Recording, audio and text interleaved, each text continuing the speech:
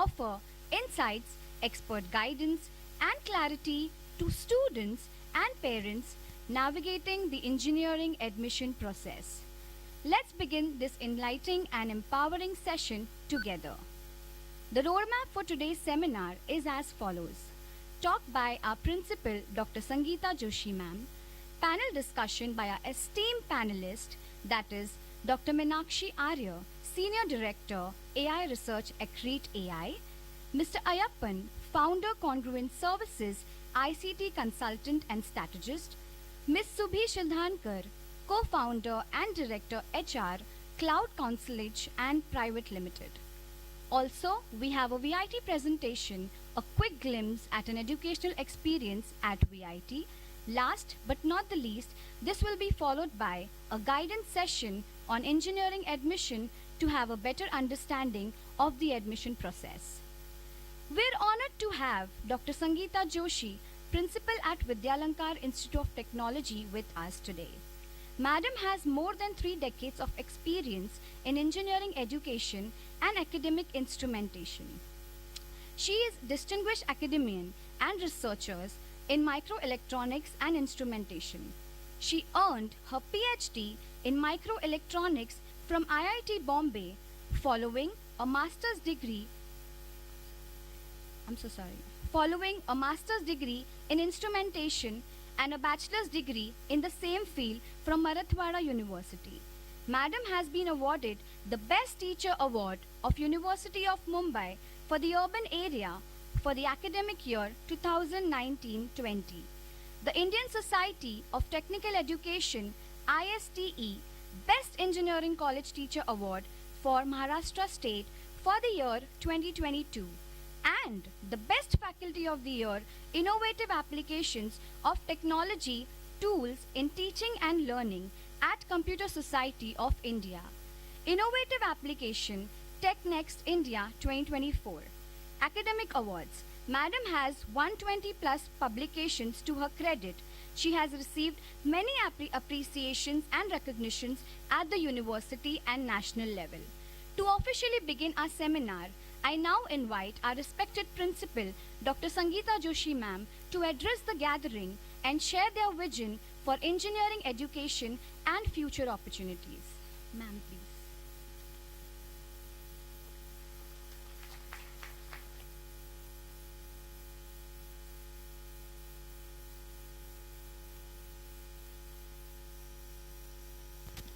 Good morning.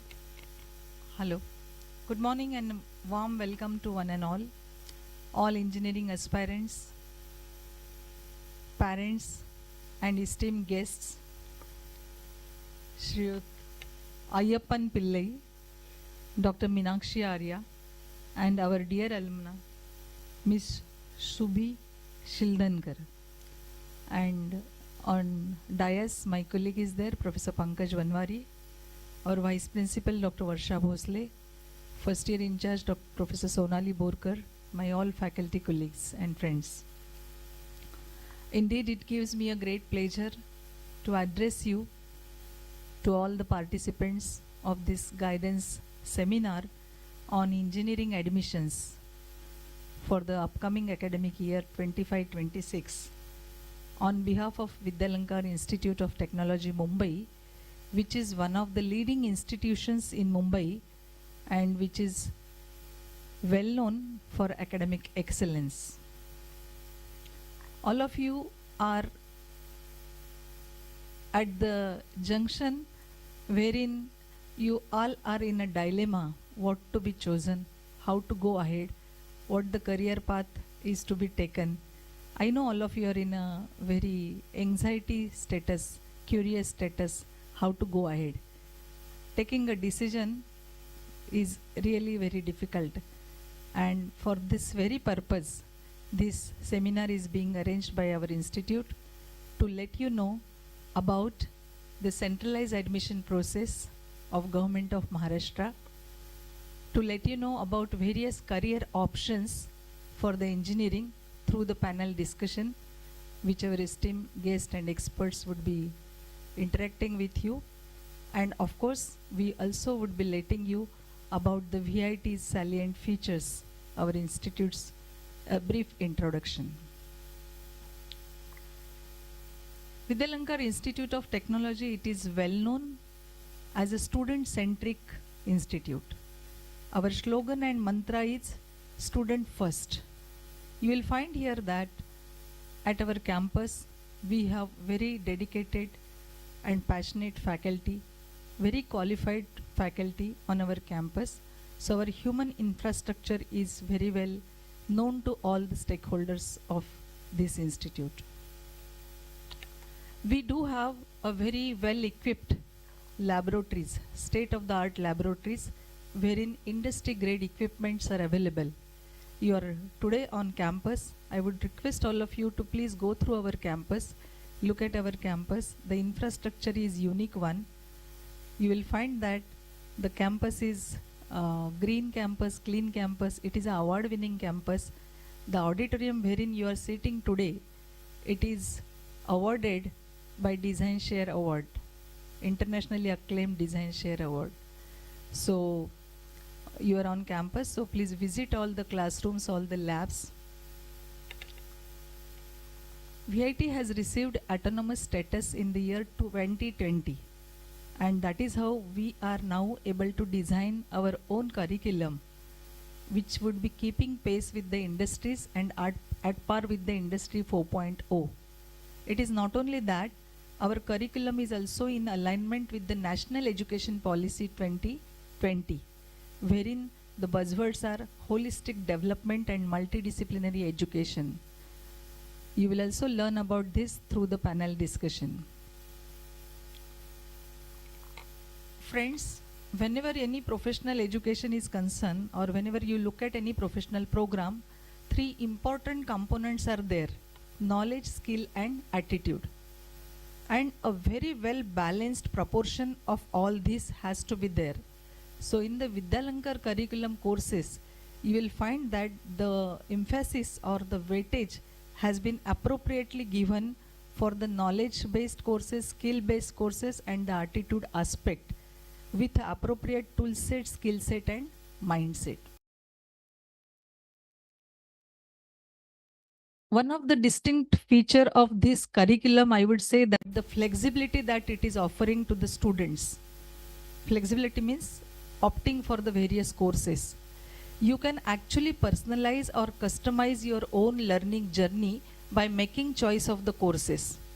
At various steps during this 4 years graduation program, you will have to make a choice of the courses. For example, professional elective courses are there, which are starting from semester 5 onwards. So you can make a choice of your own interest track. For example, in the emerging areas like artificial intelligence is there, data science is there. So you can make a choice of your own track from the semester 5 onwards. University of Mumbai, in alignment with the National Education Policy, they have come up with the multidisciplinary courses, which is commencing from the semester 3 onwards. You will find that other colleges, they have done this, but there is no choice. We are giving the choice of the themes for the multidisciplinary programs. For example, bioinformatics, robotics, then business development, then computer science engineering. So we are floating all these programs to the students, and any program can be chosen by any program students. That means computer student can take bioinformatics or robotics. So that flexibility of choice is available at Vidyalankar. That is one of the very important feature.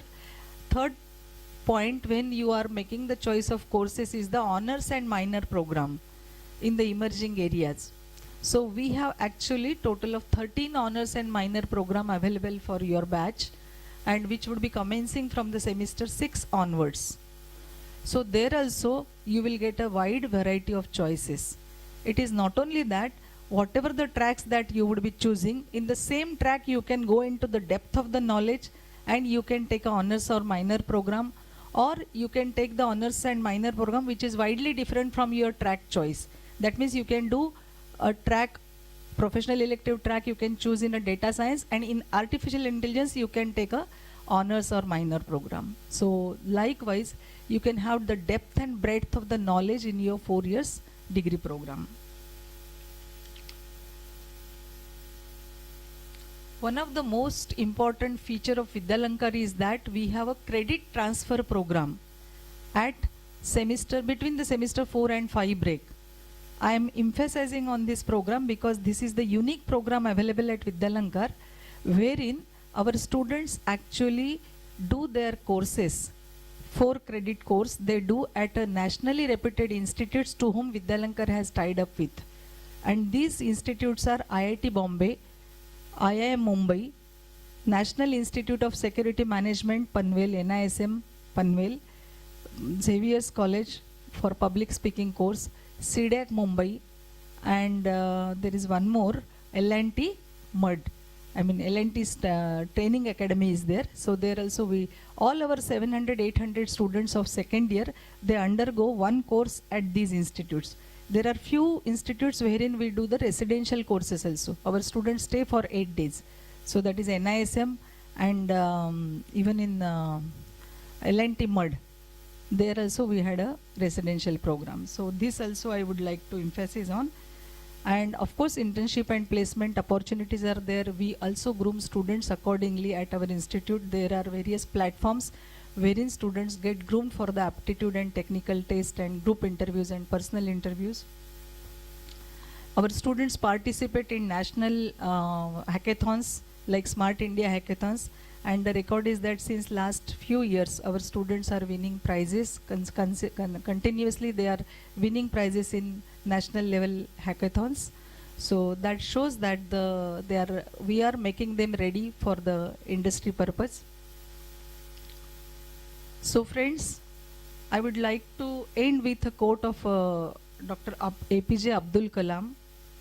Excellence happens, what he says, excellence happens not by accident, it is a process. At Vidyalankar, we are committed to that very process of cultivating excellence step by step with integrity, hard work and the courage to dream big. So with this, I wish you all the best for the today's seminar. We are having experts available with us during the panel discussion. Please raise your concerns, your queries. You please clear your doubts. Most of the students might be having the doubts regarding the centralized admission process. Madam Rucha Kulkarni is there. She would be delivering session on, very elaborative session on how to go ahead with this admission process. So you please note down your queries, and as and when they are delivering the sessions, you please feel free to talk to them. So with this, I thank you all for participating in this seminar, and I wish you a very good luck for your career path ahead. Thank you so much.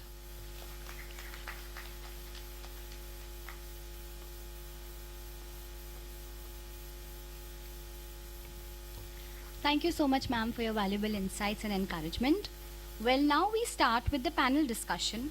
Please join me in welcoming Dr. Meenakshi Arya, Senior Director, AI Research at VIT AI.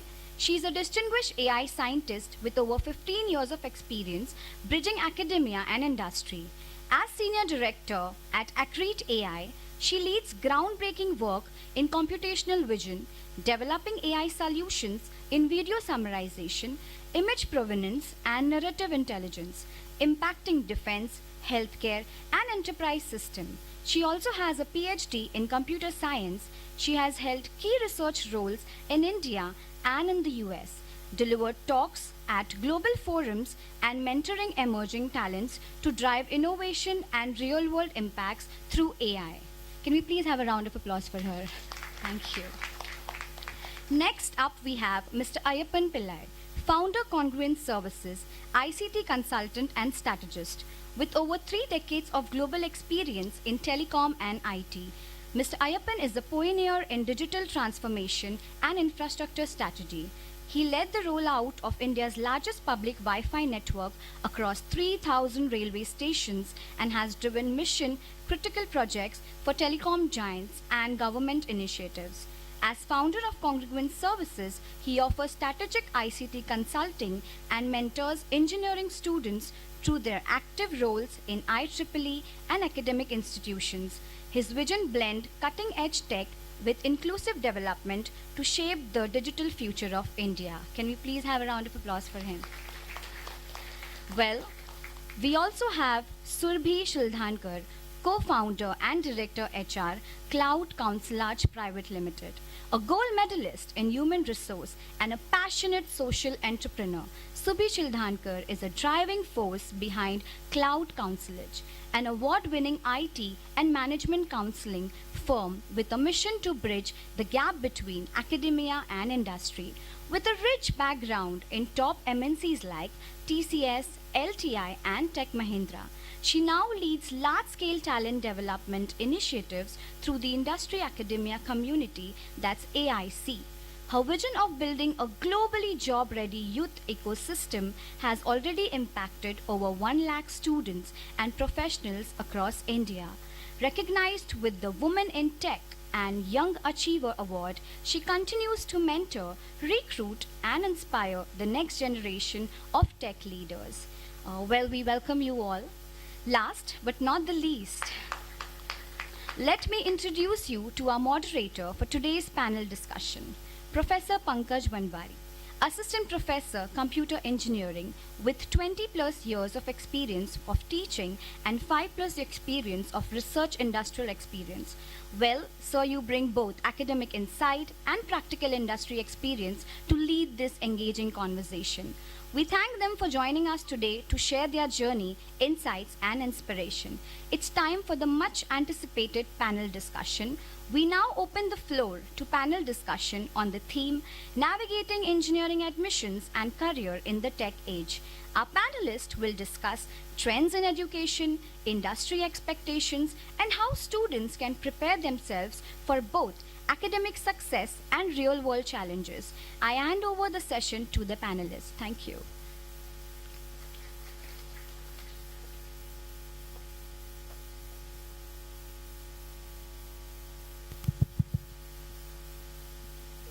Hello dear students and the esteemed parents, proud parents I would say, those who are definitely looking for the best of the future of their children. Now as you all are here, I am sure that you seek guidance regarding what to choose or what best thing to be done. And here we have experts with us who would definitely like to guide you. So I'll open up for the questions if experts can take up.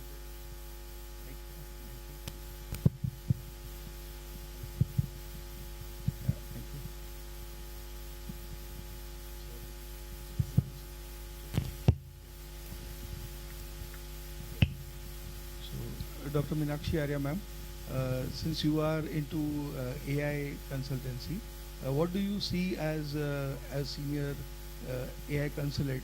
What is the future of artificial intelligence? Because that is considered to be the most buzzword of today.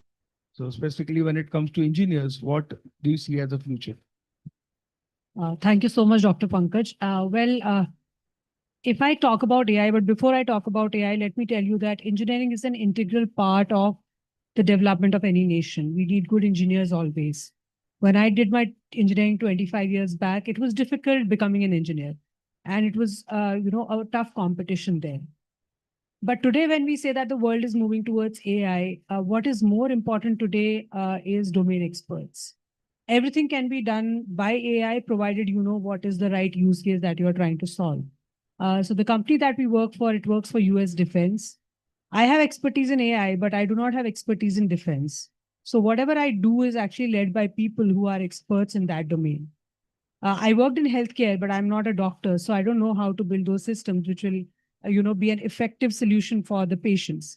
Hence, I need the expertise of a doctor. If I say AI, it's a wrapper around every field that you dream of being in today. I was in the morning only actually telling my daughter. So yesterday what I did is I actually dual booted my system after a long time because our company came out with a policy that everybody has to install CrowdStrike on their systems so that we are more secure. This led me to 3 different solutions, Pankaj. So first is that we need people who can secure these AI systems. So there's a lot of scope for anything which can secure these digital systems like cybersecurity, IT. So these are the domains where we have a huge dearth of people. Second is the rate at which hardware is growing.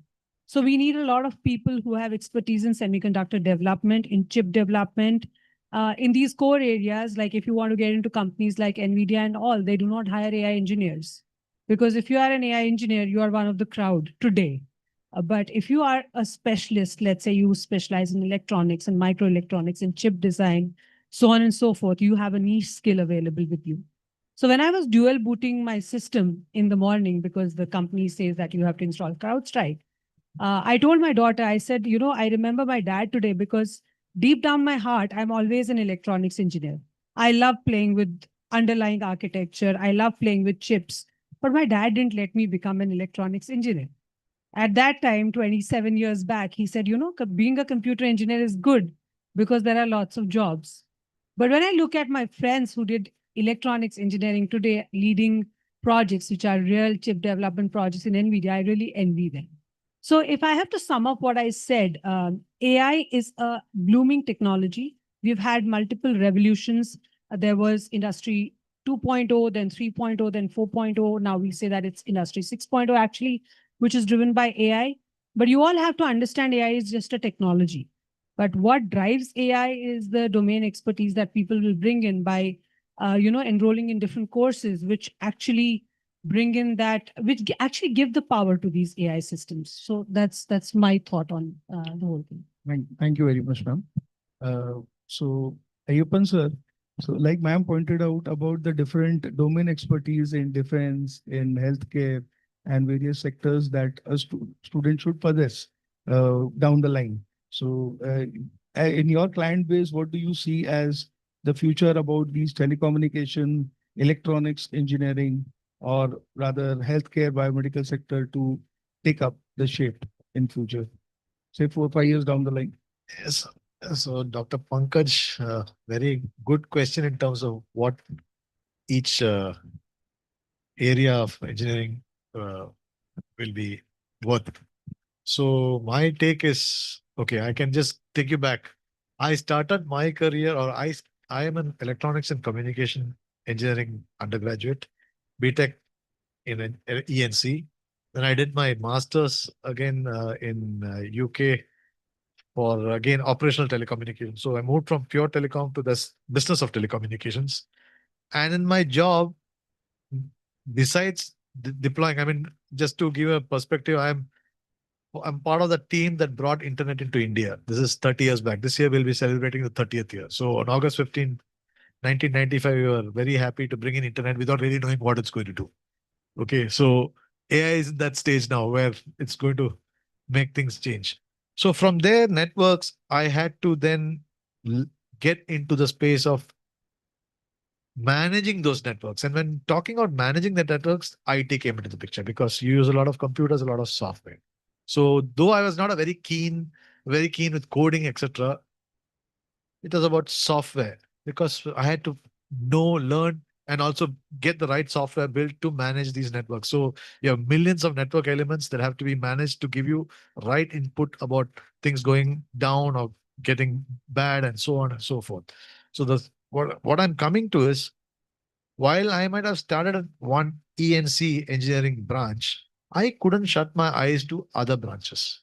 So even if it's about monitoring, what did we monitor? Not just network elements. We had to monitor the inputs regarding the air conditioning of a network operation center, air conditioning in a telephone exchange, or even door closures, door opening, security aspects. So if you look today, you're talking of IoT and things like that, all those sensor-based monitoring mechanisms. But what you see is you have to be aware and know how these things work, at least understand them to apply your line of engineering into that.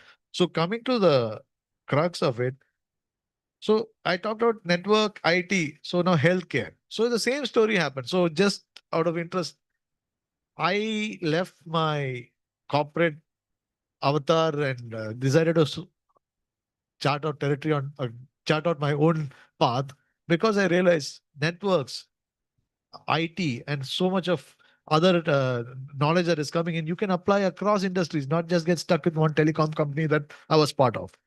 That's where healthcare also came in. So we, in fact, were instrumental in designing the technology piece for 20 cancer centers in Assam. And even now I'm associated with Tata Memorial to help them enhance their healthcare system. So I am not a doctor. But as Dr. Meenakshi rightly said, you need to know, she said defense, healthcare. So what we do, we work closely. So I'll tell you a live incident that happened during the pandemic. Tata Memorial wanted to enable their radiologists to look at images from their home, because coming to the hospital, you know, we all know it, how risky it was. We had to, minimize social contact. We managed to put in systems and, put in the networks to enable doctors to work from home. So this is telecom helping the healthcare. But more than that, you look, there's one more aspect. So when we looked at that, we wanted to do more. We said, oh God, these systems are not so well connected to the internet and they don't interact very well. That's when I thought of the biomedical engineers. When they build those systems, they should now be also aware what the networking world, the communications world, what all they require for all of these to be functioning like an orchestra. So the point I'm making is multidisciplinary is the way, and whether it's electronics and communication or biomedical, each one will have to know the other space. So cyber security, as she mentioned, is, I would say, is the base.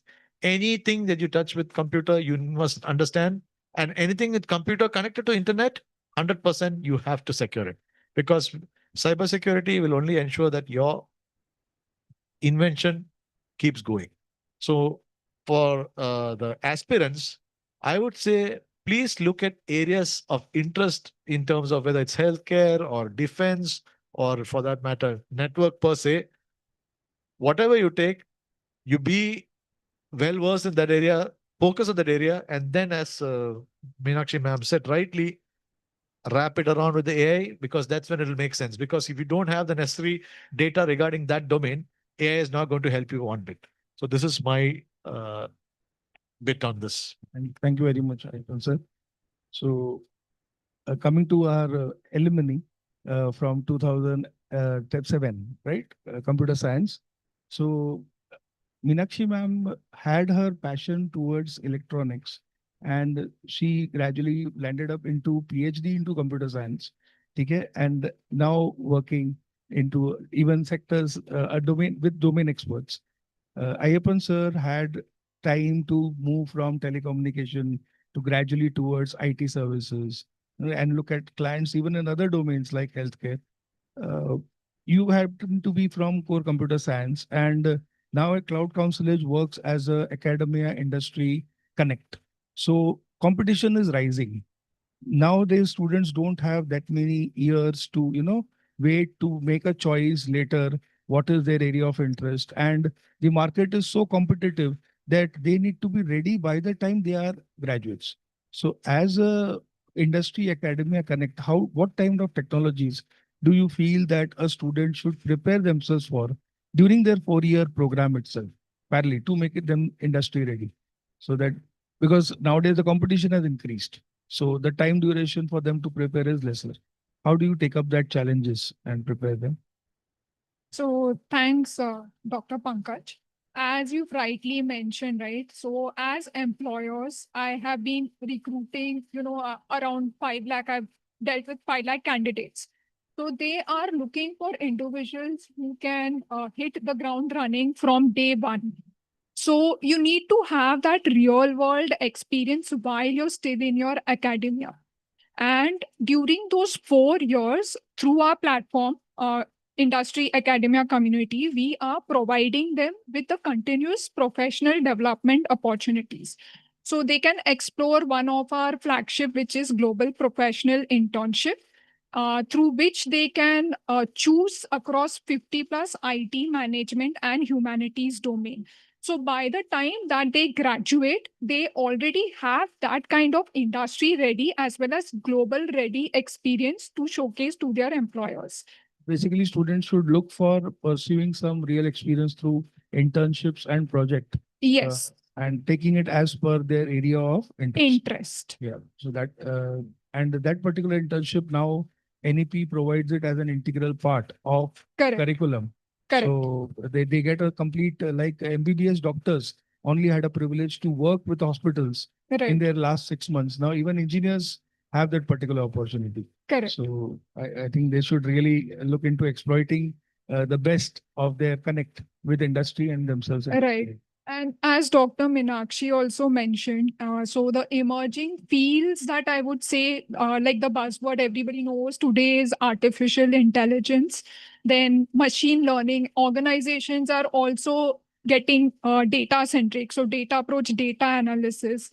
There are many AI centers of excellence that are being set up in India. India is becoming the AI hub. So that is something you all need to know about AI, even if you're not a core AI engineer, but you cannot escape how to use AI tools. Then the next emerging sector that I'll say is cybersecurity. I think both of them have covered about it. Cyber attacks are on a rise. So even with recession, this stream is never going to go out. So that is some career option that they can look at. Then the next one I'll say is cloud computing and DevOps. Post pandemic and remote work culture, most organizations are focusing towards cloud technology. Then, as startups are rising today, so full stack development and product engineering is another stream which is in right now because they want to build scalable real time systems. Then, other domains are like AR, VR, IoT, sustainability tech. These are some of the other emerging trends as well. Thank you, sir. So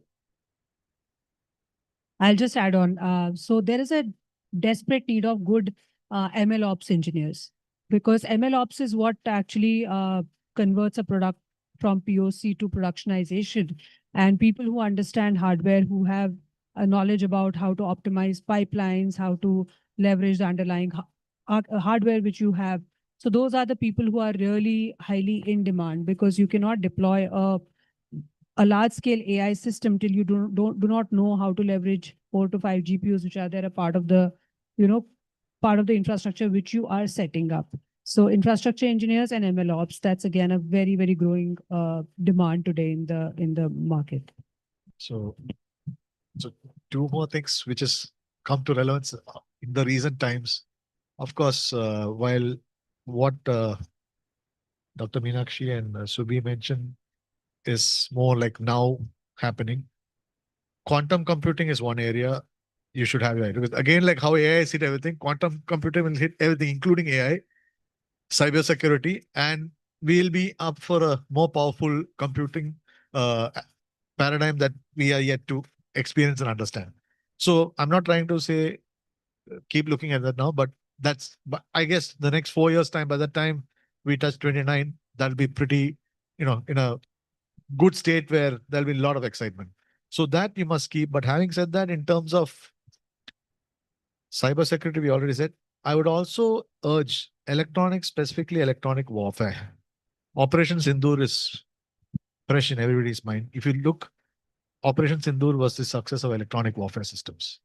So people taking electronics or computers or AI, everywhere you will, if you connect it with the electronic warfare principles, you will see that it's a very, very viable option, and India needs such people. I'm glad to hear that India is pretty much advanced in that space, but we will need more and more engineers. So, and why I speak of defense, you must understand it's a recession-proof industry. Defense, cybersecurity is recession-proof. And for India, especially so because we have beautiful neighbors. So we will always be required to be ever prepared. So if you have not thought of it, please look at it. When you look at pictures of fighter planes or tanks, think beyond. Everything depends on electronics. Everything depends on intelligence. So that is a very strong area you should seriously look at. That's it from myself. Principal ma'am, if you can guide us or guide the students on there are different options that they can choose when it comes to honors program or multidisciplinary. Now, as multidisciplinary pointed out by all the experts, is of very importance. And nowadays, everybody is looking for sustainable solutions, green technology. So, how should the student look for the different multidisciplinary options that are coming up? and how from when they should start preparing, when they have to make a choice when it comes to NEP implementation.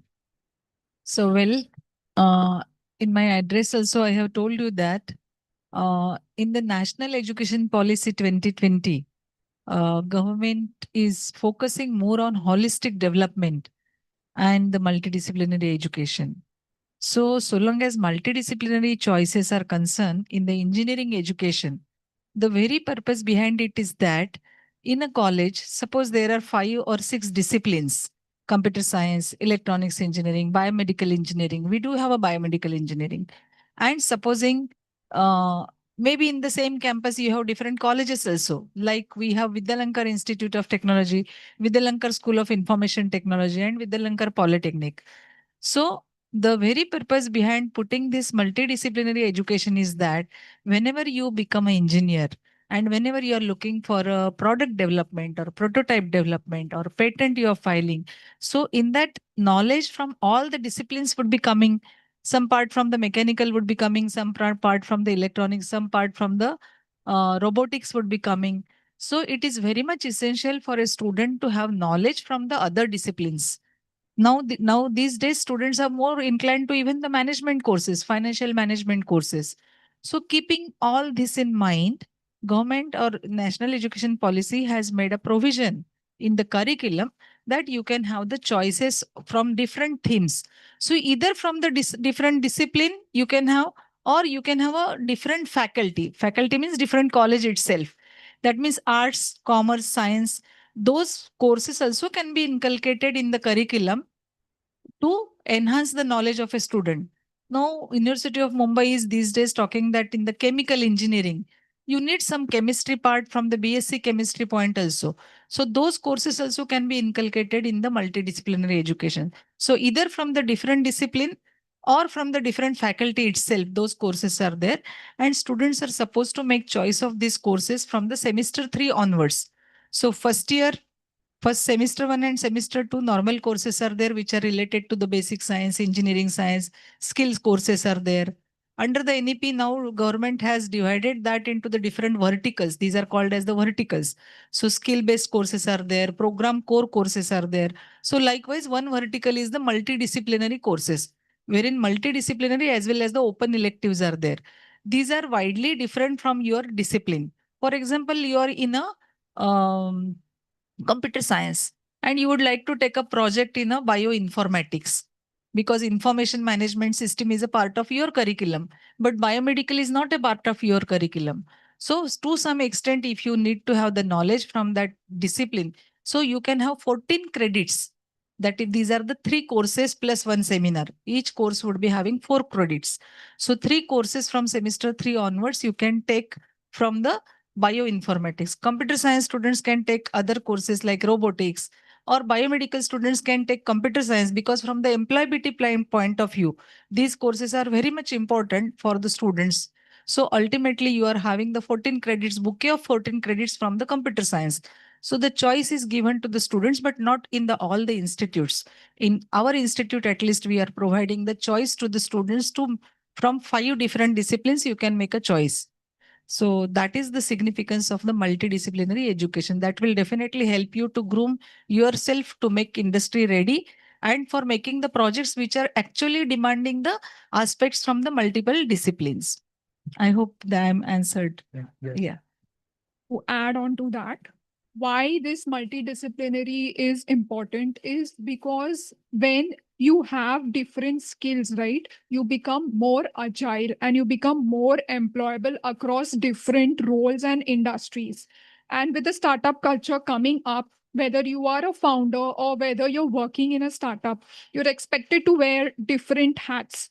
So you may not be just dealing with the tech, you also need to understand what is project management, what is customer journey, what is marketing insights. So these things will help you innovate. So it's not that you need to work on everything, but you need to have a macro level understanding of everything. That is how you would be able to innovate. Yes, Shubhi. Even in our college also, we have added that as one of the disciplines in the multidisciplinary, innovation and entrepreneurship. business development. These are also two programs in the multidisciplinary. So students can really make a choice accordingly, basically depending upon what they would like to be. Even in industry, whenever you are going, all these aspects are going to be considered, which should be rightly said you. Thank you. Thank you. So I think with the discussion so far, you need to understand that when you're looking at any particular college curriculum, you just don't have to see, how much difficult will it be, or what are its eventually, how what the seniors are saying, how is the teaching going on, or just one of the person how it is saying. You have to actually see your area of interest. Okay, what are you interested in? And what are the platter options provided by the institute in their curriculum? So what all choices are they allowing you to make? So you have to keenly look at your interest and the curriculum in order to make the right choice when it comes to making a or form filling of a CET. So go through the details in each curriculum in order to understand what has exactly been provided to you. So coming back to Meenakshi ma'am, you have been associated with academics also earlier, wherein you know that every institute provides some professional bodies, and some students take up as members of these professional bodies to groom themselves or groom their personalities. As an employer, or when you are recruiting some candidate, how important are the soft skills of that particular candidate apart from the technical knowledge that the student has? Oh, I think this is the most important aspect that at least I look at when I recruit people. I have always been an active member of IEEE CSI ever since my college days. These professional bodies not only help you to technically stay aligned with what is going on in the world, they also give you a platform for interacting with people who are doing, work in same domain, exchanging ideas. At this age, also, I'm a part of an organization called as Toastmasters International. I don't know how many of you know the organization, but it's a international public speaking forum which is a 100 years old organization. So I'm still a part of it. VP education of two clubs of that organization. And I think as good a technical person as you have to be, it's equally important for you to express your technical ability or knowledge to the people in front of you. चाहे वो हिंदी में हो English में हो, आप क्या सोच रहे हैं वो आप कैसे कम्युनिकेट करते हैं, that is very very important. So do not have that arrogance that because I'm technically very strong, अगर मेरे पास communication skills नहीं भी है, it's okay. It is not. You'll see all the people who rise up the ladder are the ones who can put their thoughts in a manner that it is communicated across the room. जरूरी नहीं, I'm not saying आपको English में ही अच्छे से बोलना है. आप जिस भी लैंग्वेज में बोले, आपके थॉट्स में इतनी क्लैरिटी होनी चाहिए कि it goes across the room, सबको समझ में आया आप क्या बोल रहे हैं. सो व्हेन यू से communication, it's about your body language, how seriously you take any platform that has been given to you for expressing your thoughts. For instance, when I headed the IT department in this very institute, and whenever we had project presentations, I would always encourage people to be formally dressed. You know, there was a tagline given to me, "Tumhara I card kahan hai?" Students would call me that. And that's fair enough for me to say that if you want to be professionals, you have to act professional from day one. Whether it's professional organizations, it's spending time on your communication skills, it's upgrading your technical skills, and then having the ability to put those technical skills out in the crowd so that people understand what you're talking about. Don't be too technical, but be technical enough so that people start respecting you in the room. So communication, being a part of professional bodies, having a life beyond your gadgets, not being a student of WhatsApp industry, interacting with people, that's very, very important. There's way life beyond a digital domain also. To that, Dr. Meenakshi, that's really insightful. So how many of you are aware about Jensen, CEO of NVIDIA? If there is somebody, I'm a fan, so I'll if somebody does not know, please search him up. So he made a very profound statement that IT teams are soon going to become HR departments of AI. Now, what does that mean? It really means that for tech individuals, coding is not just going to be the only thing. It is going to be your human skills, your soft skills, right? So let me substantiate this, how soft skills are very important. I'll give you my personal experience. So back in 2008, 2009, during Great Recession, when I was working with LTI, many talented employees were being laid off. And it was not due to the performance issues, but it was due to cost cutting and client constraints. So one of my peers who was technically very sound, probably even better than me in certain areas, was unfortunately laid off. But I was retained. And the reasoning that was given to me is that I make a better client facing candidate. So in those uncertain times, my communication, my adaptability, and the way I present myself became my differentiators compared to people who are just technically sound. So, in today's world, soft skills are essential. They are not just good to have. So, even when I'm interviewing individuals, like in the interview, they're just frozen. When we say, like, tell me something about yourself, they are not able to elaborate. So that is something you guys need to work on. And it's very important in today's global scenario where we are working across cross-functional, different cultures, time zones in remote work. So soft skills are going to be very important because by 2030, 85% of human jobs are going to be driven by soft skills. Thank you. Thank you. Sir, your take on it. So coming to the point of what do you look for? So I always tell people, when I have a candidate, aptitude, attitude, I recruit for attitude. Aptitude 100, aptitude 100, attitude 20. I tell my team, keep aside. Attitude excellent. Aptitude 60, take. We will build you. If you look, the team, most of my team members were of that. There are other problems with, if you take without the attitude, they're not going to stay. It'll be a problem for the whole team, for your company. So when you say attitude, what is attitude? First thing I say is, I want to learn. I want to know. And a part of attitude comes along with how you manage your ego. That is, I can be wrong. I will learn. I'm not telling you to surrender your dignity. No, but be prepared to learn. And also the other skills, soft skills, etc., come in for sure. How you present yourself. And one common thing I want to tell: don't mistake communication with English. Never. I used to tell my students, if you express Marathi, English, whatever, I will try to make. And actions and maybe some writing, you communicate, I will get it, we'll figure out. Because I don't want to lose out on the substance just because the front end is not fully in line with what I expect. I don't expect the Queen's English.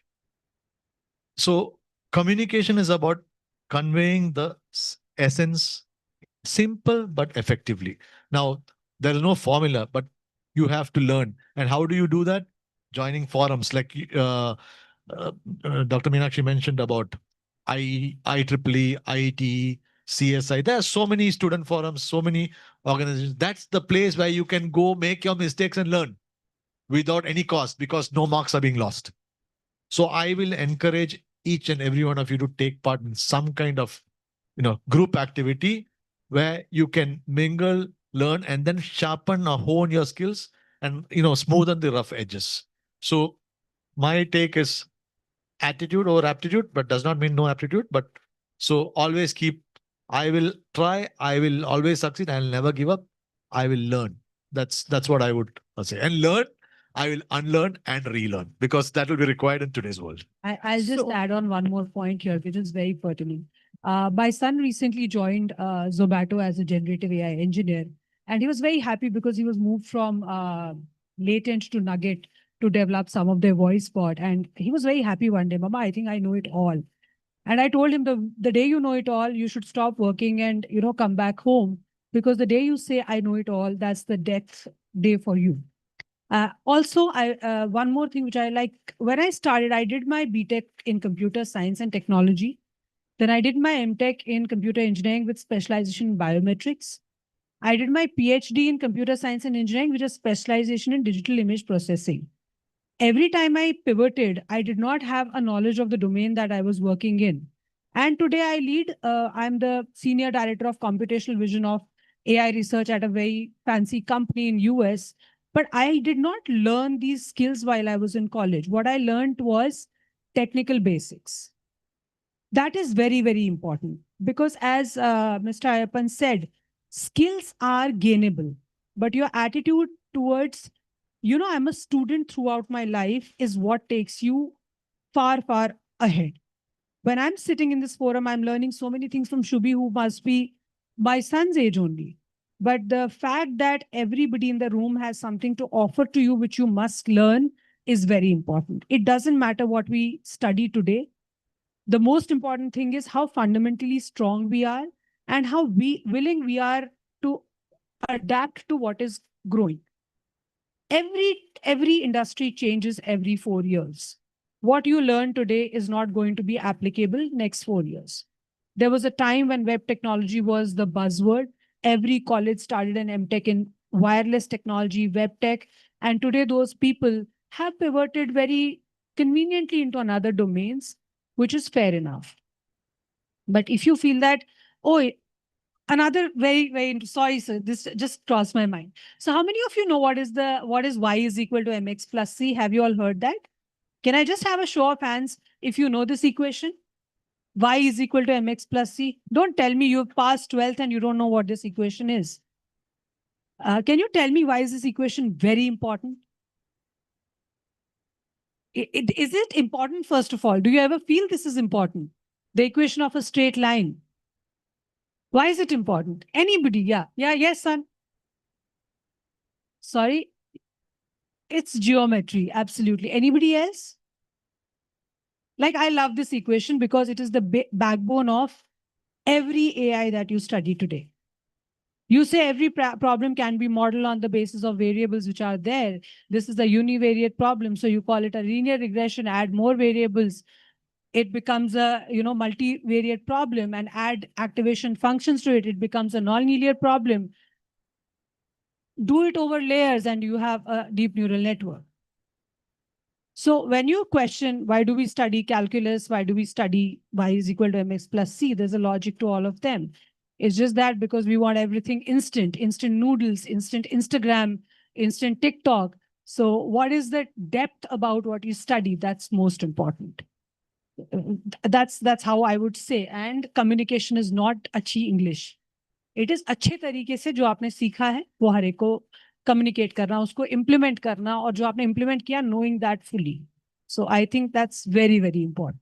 Yeah, I would like to add more to what Dr. Meenakshi Ayappan has said. So they've specified on continuous learning. So how many of you have heard Nandan Nilekhani's name in the audience? So he is the one who's the head behind Aadhaar card.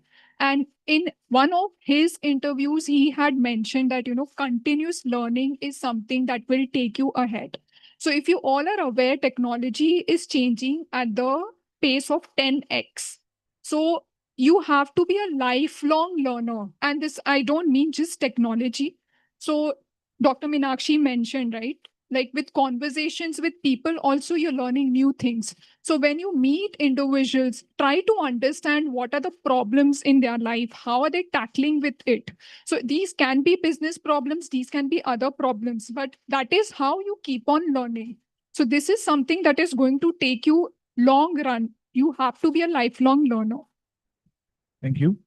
So I hope the idea is clear. When you look at the curriculum, or when you look at any particular options that you fill up, you look at the area of interest that you are into, okay, and not just कि भाई इसमें मेरा future होगा, इसमें मेरा future नहीं होगा. Future is when you enjoy learning, when you are interested in going in the depth of that learning, and simultaneously see the various professional bodies and the various nurturing as a holistic student being done by an institute when it comes to selection of a particular institute.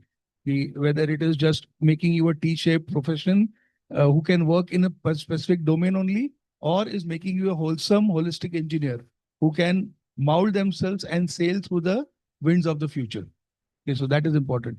Now, let's take some questions from the audience, if they have any. Anybody? Please, free to ask. Yeah. Can you?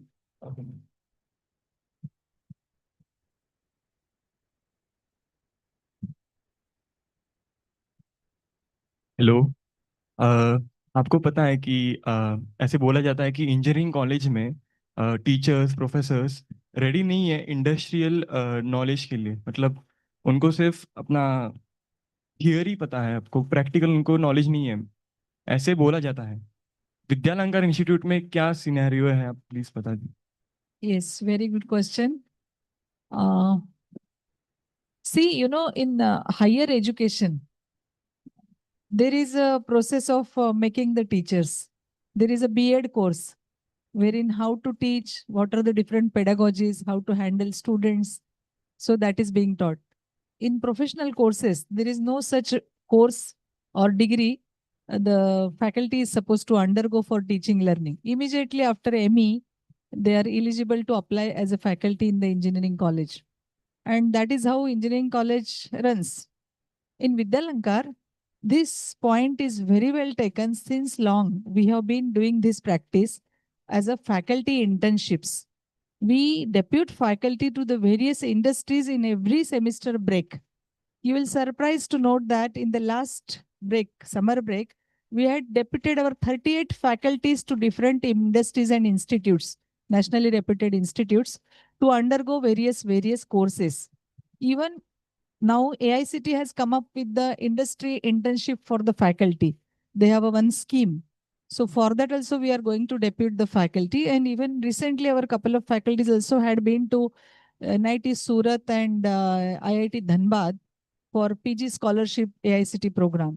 So the meaning is that, and we are very well collaborating. We are having a very strong linkages with the industries. We have almost 50 plus MOUs with the various industries, with the various NGOs also. We are equally looking for the social service internship for the students also. So long as our faculty competency is concerned, they are not only qualified, they are not only experienced, they are also having a very well industry exposure. So we have an industry interaction cell and headed by Dr. Udgire. And every semester break, we meticulously look that which faculty is going to teach which subject. If that faculty is going to take AI subject, so we will not just allot that subject to any faculty to whom the load is left or to whom the no teaching assignment is there. That policy is not there in the Vidyalankar. Unless you are certified in the artificial intelligence or data science or cyber security, either through NPTEL courses, FIAM courses, Udemy, Coursera, some online courses they are supposed to undergo, or they are supposed to undergo the industry training in the same domain. Then only we qualify them for teaching to the students. So utmost care is being taken at Vidyalankar to allocate the subject to the faculty based on their competencies. Is that okay? Yes. Feel free to ask questions.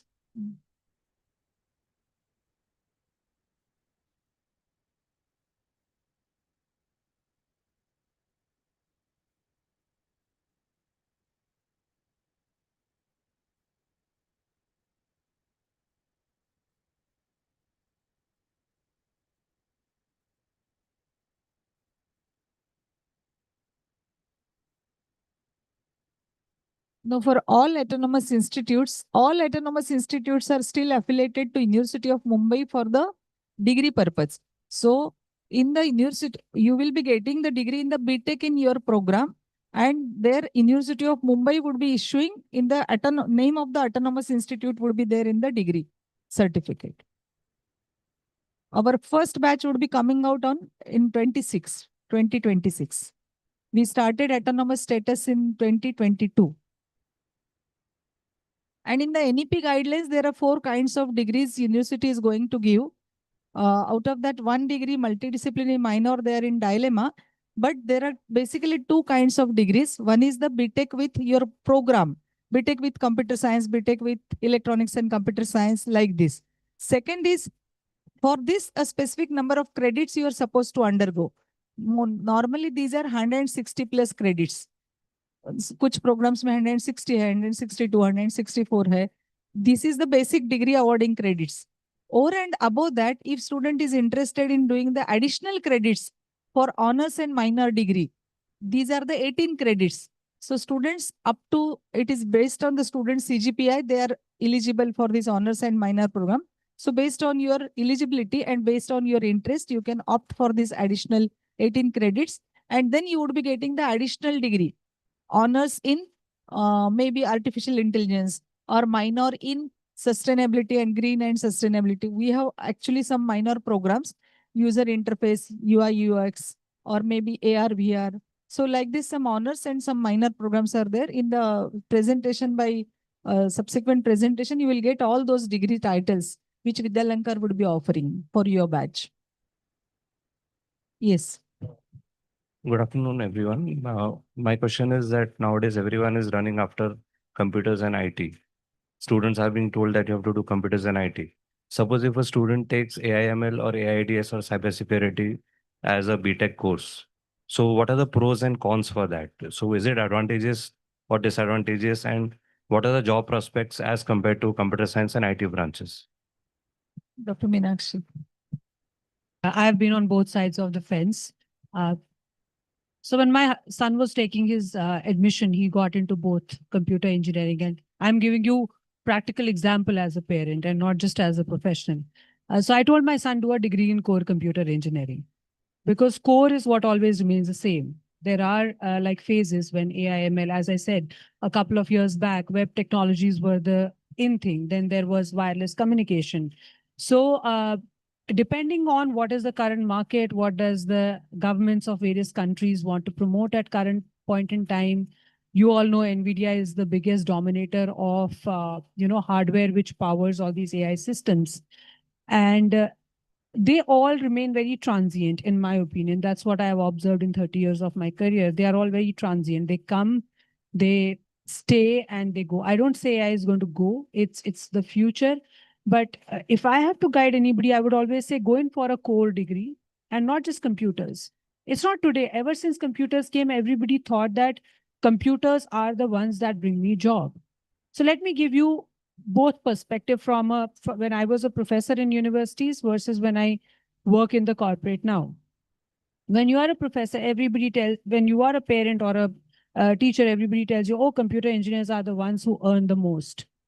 But in my company right now, in my entire team of researchers, I have just 2 people who are computer engineers. One is a physics PhD, one is a mathematics PhD, one has specialization in chemical, one has specialization in network simulation. That's a social science branch. So the products that we are dealing with, they do not need your core, like they do not need you to actually specialize just in AI. Because AI is a skill. It's a technology. It's not something core. Like chip design is a core technology. Bioinformatics, when you see all these machines, you go to hospitals. आप देखते हो बड़े-बड़े MRI के machines है, CT scan के machines है. वो AI ने नहीं बनाया. There are engineers who design these machines, and they are augmented by AI. AI is like that fresh coat of Asian paints. You cannot build house with Asian paints. You have to have bricks. You have to have that brick and mortar for you to make that house. And then how you are making it more accessible. Aapne Alexa powered lighting laga di and stuff like that. But a baseline is that you have to have a core understanding of design and analysis of algorithms, DNA structures, for you to build those systems which are, you all know, you are all are in the market. Every computer engineer is not getting a job. Let's face the fact. And every mechanical engineer is not staying at home. And every person who does a BSc is not jobless. So think rationally, like if computer engineering was the way out, or that was the only way out, no computer engineer would be jobless. So it is, I always say, जो करो ना वो आपका passion होना चाहिए. जैसे मुझे coding करना बहुत अच्छा लगता है. At this age also, I spend 8 hours of my day coding. I love it. And because I love what I do, it's not a job. And I'm damn good at it. क्योंकि मुझे वो अच्छा लगता है. मेरे लिए मतलब किसी को वीडियो गेम खेलना अच्छा लगता है, मुझे कोडिंग करना अच्छा लगता है. सो डिवाइसेस बनाना, like people who are good at Lego, जो बचपन में जिन्होंने मैकेनिक्स से वो स्क्रूज टाइट किए थे. Please don't become a computer engineer, because world needs people like you. World needs people who can build good devices. Let me tell you, all of you, when you go back home, please look for Google Health. अभी क्या हो रहा है, लोगों के पास बहुत पैसा है, बहुत खर्चने को है. So life expectancy is increasing. Hence, there's a lot of push on building good healthcare systems. So bioinformatics, instrumentation and control, these are going to be the branches of future. Of course, computers are always going to be there because everything is digital today. But computers is not the end of world. If it doesn't fascinate you, don't do it. Do what you're good at, and trust me, you'll land up with amazing jobs. Yeah. As I said, I would like to add to it. So, about the future opportunities, we need to first understand what lies ahead to make your decision. So, India is soon going to become a tech talent capital for the world. And this is because there is 5 million by 2030. So, companies across the globe are eyeing India because 65% of population is in the working age. So to cater to these global roles, the individuals need to be not just industry ready, but globally ready. And internships that make you globally ready are going to be the stepping stones for these global careers. So your aim should not be that I need to get a job. Your aim should be that I need to be that global professional that companies want to hire, retain, grow, and develop. So I will request each one of you to find a stream that you are passionate about. Draft your career vision, then take the career guidance, and then try to understand what is right for me. Just don't go into the herd mentality, right? Because if you just take a stream which might be current right now, you will be disengaged and you will not perform good in the long run. But if you're doing something that you're really passionate about, you will excel in the long run. So around that stream, then choose which is providing you the right ecosystem for it.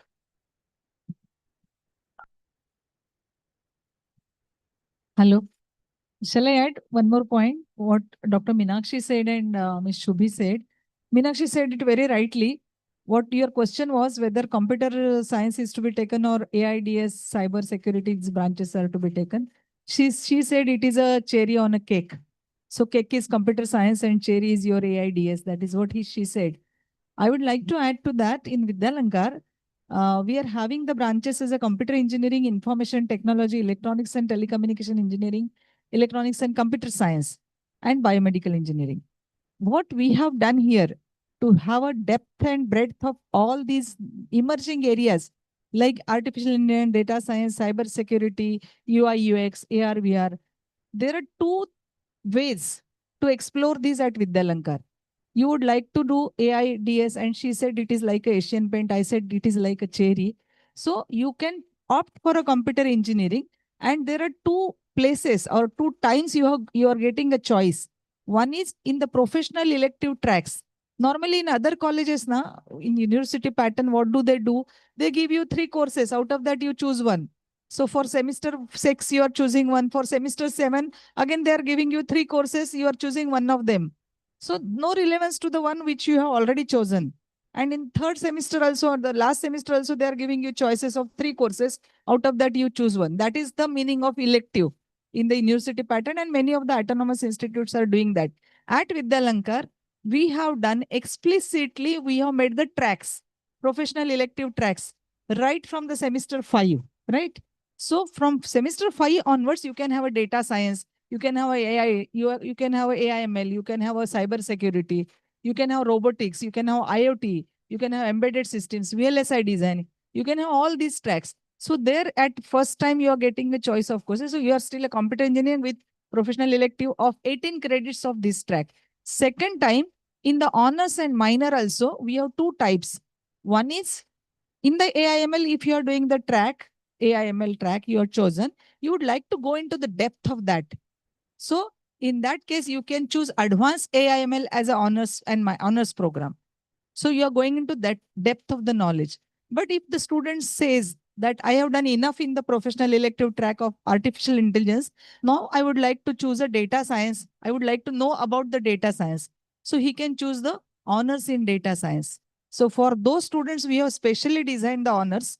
So there are two types of honors. One is the advanced in the AIML and one is the normal AIML. That is for those who would like to go for the breadth of a knowledge. They have taken data science as a track and AML as a honors. So like this, we have very thoughtfully designed curriculum at Vidyalankar, which will satisfy your question. I mean, computer engineer you can have, and you can have equal knowledge of the honors and minor, through honors and minor and through professional elective tracks. All these emerging areas knowledge you can definitely gain.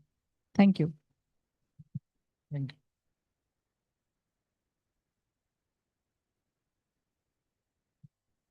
So I would like to then go to the Shubhi's response.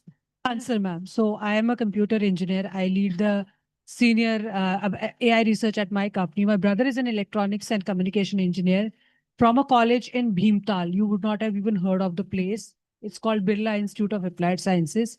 And he's the APAC head of a company called Subex right now. So wo karo jo tumhe acha lagta hai. And for children, do what you want to do, not what your parents want you to do. Put your foot down. I'm very honest. And I say this as a mother of two. वो करो क्योंकि when you'll be successful, your parents will automatically be happy with you. वो ठीक है, वो तभी गुस्सा करेंगे. You should do computers. अरे इसका बेटा भी computer engineer है, उसको इतना करोड़ लाख का package लगा. Don't get into that trap. If you are good, you will reach that lakhs and crores ka package eventually. There are IIT graduates who drop out, who commit suicide despite having a 8-figure salary. And it's my sincere request to parents, do not pressurize children. This generation is so wonderful, so sorted compared to how we were. Let them grow and bloom. Let them take their own calls. And it's So- very essential. Very, very true. I'll just add in my personal experience. So I have an experience of electronics, computer science, IT, and HR, and finally I'm an entrepreneur now. So this has been the case because I did not have my career vision in place. So during my 11th, 12th, I had vocational as electronics. So I had a taste of electronics then. Then I got enrolled into computer science when I came to Vidyalankar. And I finally landed up in IT industry. Okay. In spite of that, I realized that this is not my passion in the long term. I got the industry exposure. I understood the ways of working, all those things. It definitely added value to me. I realized that I'm a people's person. That's when I pursued my MBA in HR. Later on, I realized, oh, I have a passion for, entrepreneurship. And now I'm a startup leader. So the earlier you realize what you're passionate about, you're not going to waste those precious employable years of yours in trying to figure out what you are passionate about. And with the current NEP, it's very good. I really want that had this policy been when we were students, you can pivot. Like it's not essential. You started with something and then you have to continue with it forever. You can pivot. If you feel that this is not my passion, I want to take on something else, you can do that. And another thing, don't be scared of failures. You should not be judged by, you fail, it's fine. You know, the pressures of parents, I see it's for real. Like, do not pressurize, teach children how to handle failures also. Because we need a society of children who are going to become tomorrow future citizens, for them to be empathetic. Not say that being a good human being only means having a 8-figure salary. नहीं, हम भी हमारे parents तो नहीं थे 8-figure salary, but we've done good in our lives. And if I'm an 8-figure salary, it's incorrect for me to expect my children also to follow suit. Maybe their passion is something different. पुरानी कहावत है ना, लता मंगेशकर के father ने उसको बोला होता cricketer बनो, और सचिन तेंदुलकर के फादर ने बोला होता सिंगर बनो, both would have been failures. But because they both were allowed to follow their passion, you have to be that parent who lets their children follow their passion. उनको biomedical करना है, करने दीजिए. There are successful people everywhere. There's a lady, please search her. She's called Anima Anand Kumar, a professor at University of Caltech. She chooses companies that she wants to work for. She's worked for NVIDIA and quit on Jensen's face saying that I no longer want to work with you. That's unheard of. So तभी होता है when you choose what you are passionate about. है ना? हम सब हमारे parents have been working in banks, working in public sectors. They were happy. 9 to 5 job can also give you happiness. So let's learn to embrace failures and give freedom for everybody to choose the life that they want to build. Very essential. Thank you, all the experts. I can understand the passion right now for experts to answer your queries, and I can see so many queries on your faces. But unfortunately, we will have to end our panel session, and because we will continue with the next session now. So Take that question. okay. Let's see that. So a problem which many of the engineering colleges face today is the discrepancies in terms of placements. So how is Vidyalankar dealing with that? Fortunately, I have with me my Dr. Borsha Bhosle is vice principal. She is looking after placements. I would like her to please respond to that question.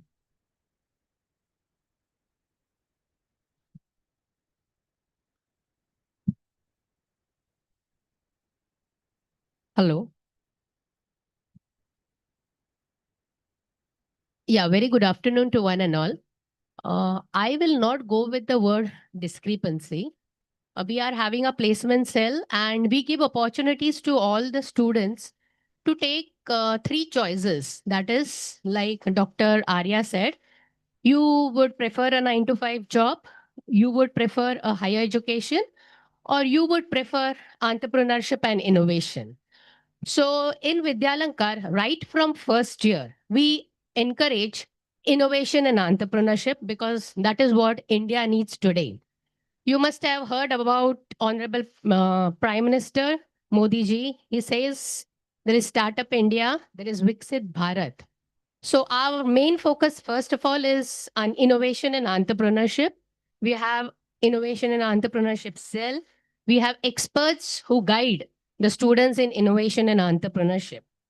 Now, first looking at innovation and entrepreneurship, we have students who have who have received accolades in National India Hackathon, which is Smart India Hackathon, if you must have heard the word.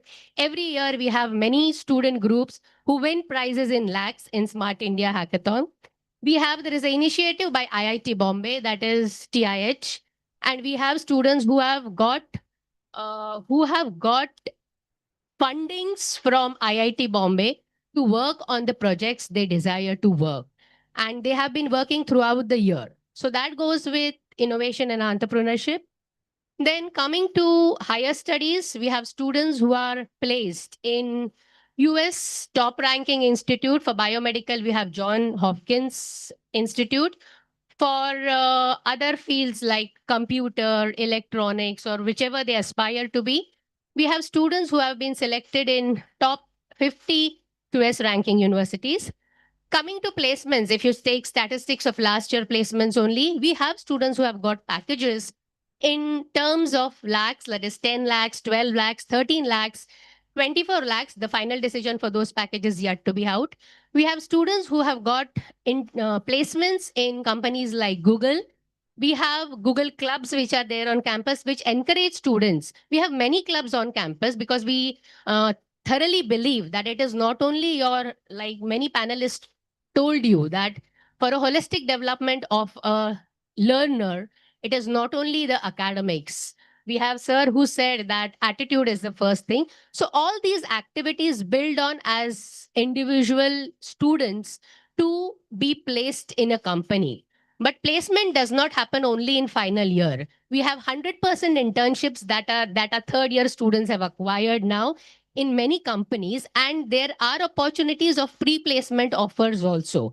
So overall, our academics, overall holistic development, the honor minor degree, in addition to that, many committees and clubs on campus help the students for their overall development to be placed in good tier companies. So that's. All from my. I would like to add what Dr. Varsha said. Here at Vidyalankar, we have different kinds of internships also. Even before the national education policy, we started with the social service internship. So during the semester 3 or 4, student undergoes the social service internships of 2 or 3 credits. Then 5 credit internship is there during the semester 5 and 6 break. And then capstone projects are there in the final year, and 6 months internship is there for your batch in the final year. I mean, your final year would be completing by semester 7 only, and entire semester 8 would be for the 6 months internship. So that is how we groom students, even internships, and we are also looking for PPOs through internships. And even from the semesters 2nd onwards, we are planning to have the various, I mean, 2 credit time slot we are keeping for the students to undergo all these activities, entrepreneurship related, higher education related, and the placement related. So we would like to groom the students. We are rather grooming the students from 2nd year onwards for the placement and all these 2 other pathways. Thank you. We're coming to the end. I only have one request. Please go through life bindas. Live life easily. Take time to smell the roses. 4 saal, na? Don't live the life of Google May salary. Don't.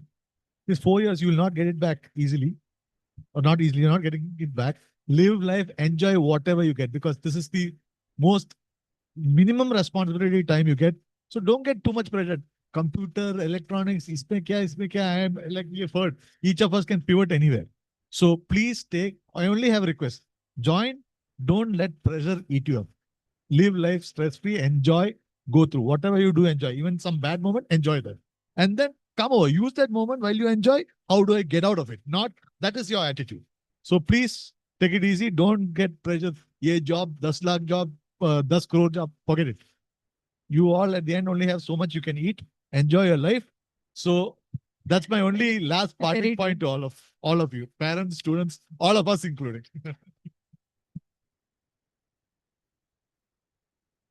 1 minute. So as Mr. Ayappan said, the last thing which I want to tell you is, ye 4 saal, it's in response to your question, beta, when you said that placement. So I worked in a US university for 2 years. To my surprise, there's no concept of placements in US universities, just in case you do not know. They do not have placement cells. They just have job fairs, जहाँ पे student अपना resume लेके company से company में जाता है, and they almost sell themselves that these are my skills and stuff like that. Educational institutions are not job providers, they are skill providers. So जो 4 साल आप यहाँ है ना, आप ये सोच के यहाँ मत आओ कि ये कॉलेज मुझे गूगल में जॉब देगा क्या. आप ये सोच के आओ कि ये कॉलेज में मुझे वो सीखने को मिलेगा क्या जो मुझे गूगल में जॉब दिलाएगा. So these 4 years are for studying, not for looking at that company, because there's an old Urdu कहावत बोलते हैं, खुद ही को कर बुलंद इतना कि हर तदबीर से पहले खुदा बंदे से खुद पूछे तेरी रजा क्या है. Raise your bar so high that you don't have to ask Dr. Bhosle that what is your placement status. Tomorrow you come as an entrepreneur like the way Shubhi comes to recruit people from this organization. So 4 साल आप यहाँ पढ़ने के लिए आ रहे हो बेटा. You are not coming here कि क्या, can you guarantee me I'll get a job? Nobody in this world can guarantee you'll get a job except for you yourself. Because पढ़ना आपने, we can take a horse to river. They have to drink water on their own. उसकी जगह पानी मैं नहीं P सकती. I cannot do your courses. I can't read for you. I can give you the best teachers, best infrastructure, best communication skills training. But if you bunk, you choose to not be there, I'm sorry, nobody will hire you. That's the truth. You will not be hired because you were a student in Vidyalankar who paid his fees on time. You will be hired because you were a student who studied for 4 years, made himself or herself so indispensable that every company, you have 4 job offers in your hand. So colleges should stop providing placements. That is what I propose everywhere. Colleges should stop saying, we provide placements. No, colleges provide education. They provide you good education, best professors. Fudged figures, non-fudged figures, I don't give a damn. I'm going to spend 4 years in a manner मैं company choose करूं और मुझे वहां job मिलेगा. That's how it is. Am I audible? Yeah. So as Dr. Meenakshi said, right, it is you who is going to get the job and not the institute, right? So what happens with freshers today is that by the time they come out, they know that they don't have the experience that organizations are looking for. So it's a hard reality that nearly 50% of India graduates are considered to be unemployable. Okay, so as a student life, you need to ensure that during these 4 years, how are you gaining that experience which you can showcase to the potential employer? See, I have this real world experience during my academic journey, right? As I had previously mentioned, be that individual that companies want to hire rather than you running behind those jobs.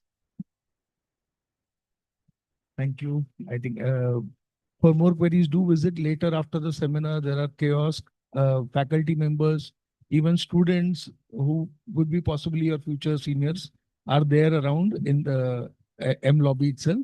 So you can definitely discuss with them also. So we will end this session on a thankful note to all the experts for their guidance to all our students and their parents. Thank you. Thank you. Thank you all.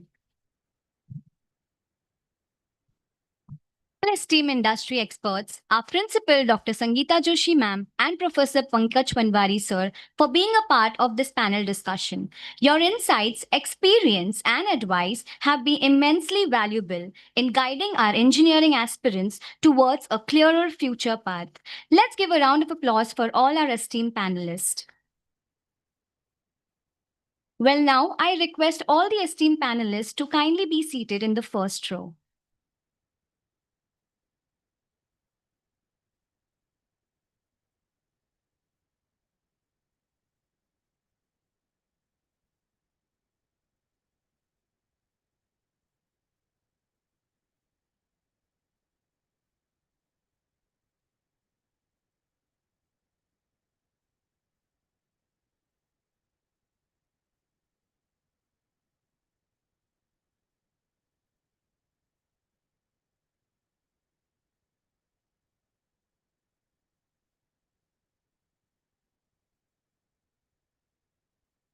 Let's now take a closer look at what makes Vidyalankar Institute of Technology a preferred destination for engineering aspirants.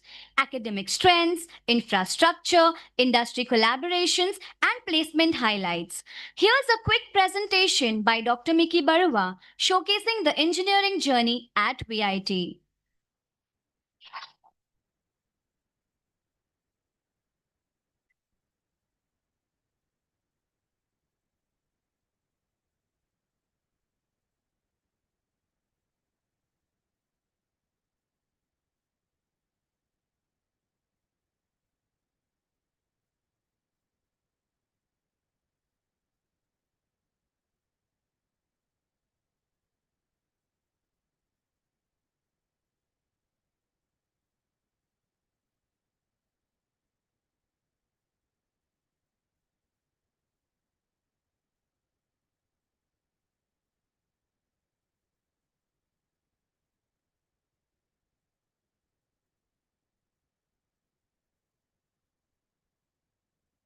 A very good afternoon, and once again, a warm welcome to this guidance seminar on engineering admissions 2025-26. Engineers don't just build things, they build the future. I am thrilled to see among the attendees of today's seminar, future of our nation, eager to explore the fascinating world of engineering. Congratulations on reaching the milestone of successfully completing your plus 2 after 15 years of hard work. Now is the start of a new phase of life. It is a critical juncture. To realize this dream, there may be many questions in your mind. All of your doubts are currently being resolved in this today's guidance seminar.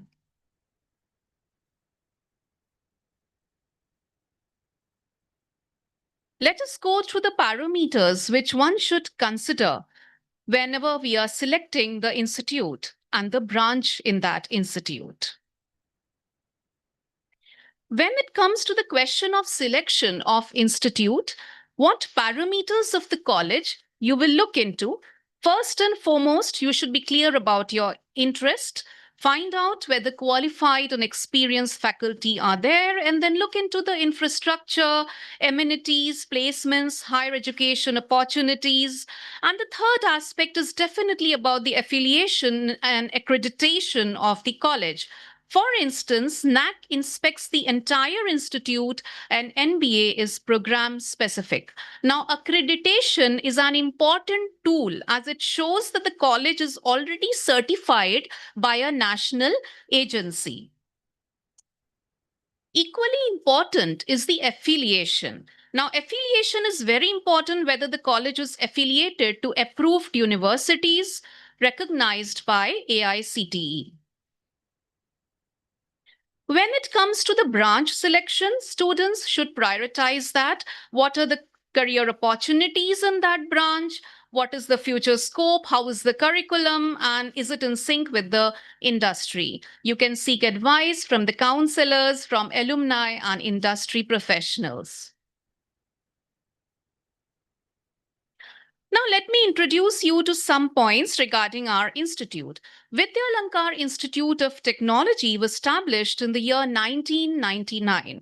It is an autonomous institute, AICTE approved, and is a NAC accredited institute with a grade of A+.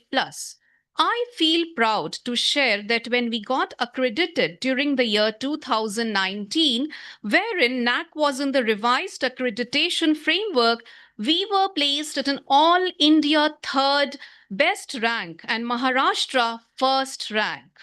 All our UG programs are permanently affiliated to the University of Mumbai. I would also like to showcase here the awards received by VIT.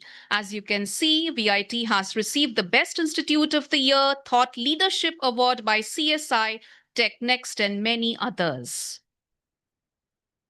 We offer the 5 undergraduate programs: Information Technology with an intake of 180, Computer Engineering with an intake of 180, Electronics and Computer Science with an intake of 120, and Electronics and Telecommunication Engineering with an intake of 120, and Biomedical Engineering with an intake of 60.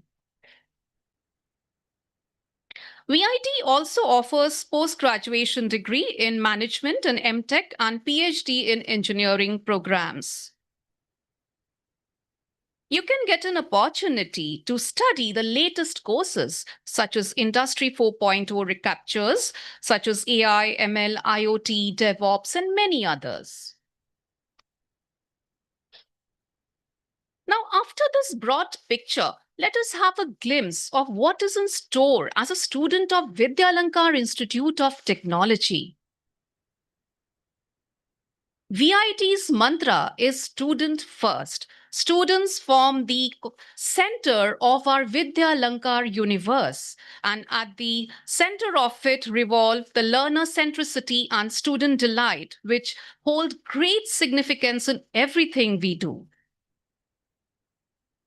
Being conferred with the autonomous status has been an opportunity for us to implement new avenues for student development. As you can see, VIT offers flexibility and allows students the freedom to choose what works best for them.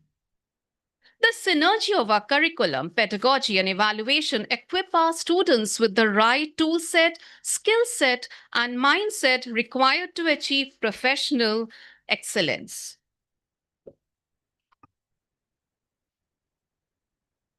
Let us have a look at the tools VIT is offering. A clean and green campus with modern infrastructure that grooms global citizens, air-conditioned classrooms, and the lecture capture facility to revise the lectures. Beyond academics, the recreation center and the well-maintained playgrounds are definitely the places of learning interestingly.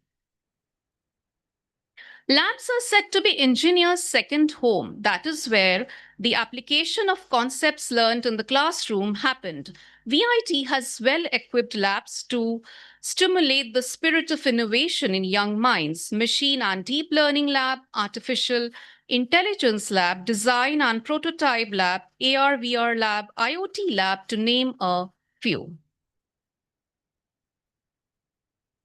Our efforts are directed towards holistic development of learners, that is, the left brain and the right brain equally. In the words of Dr. C.V. Raman, the essence of science lies in independent thinking and hard work, that is, not in rote learning. We do this by offering a wide platter of curricular, co-curricular, and extracurricular activities. The skill set of our students is built through a thoughtfully designed curriculum that builds a strong foundation of engineering knowledge in sync with the industry avenues and requirements. Our faculty are competent and highly qualified. In addition, we facilitate courses by international faculty and industry experts. And it is said that every student can learn, just not on the same day or in the same way. Our customized pedagogy takes care of the diverse learning needs of the students.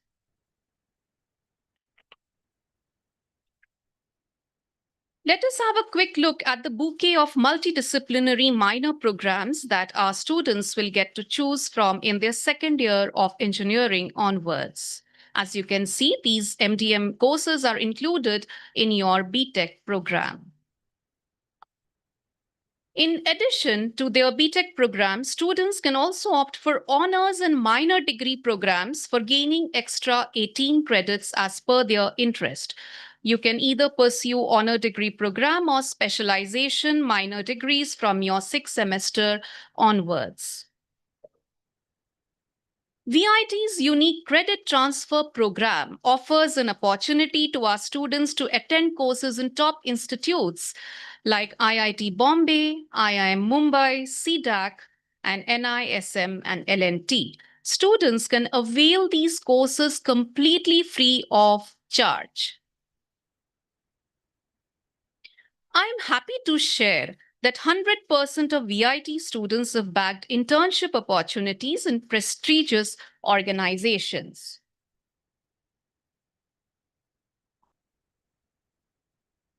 To sensitize students to societal needs, courses like design thinking and social internships are included in the curriculum in collaboration with the NGOs. To help students gain exposure to technological advancements across the globe, VIT has organized international edu tours to Germany, Singapore, Malaysia, South Korea, and Japan. A few weeks ago, in the first week of June, a contingent of VIT students, along with faculty mentors, had an excellent technological and commercial immersion in Japan. Our focus is on developing knowledge, skills, and attitude. Along with the right tool set and appropriate skill set, it is necessary to build an agile mindset in our learners.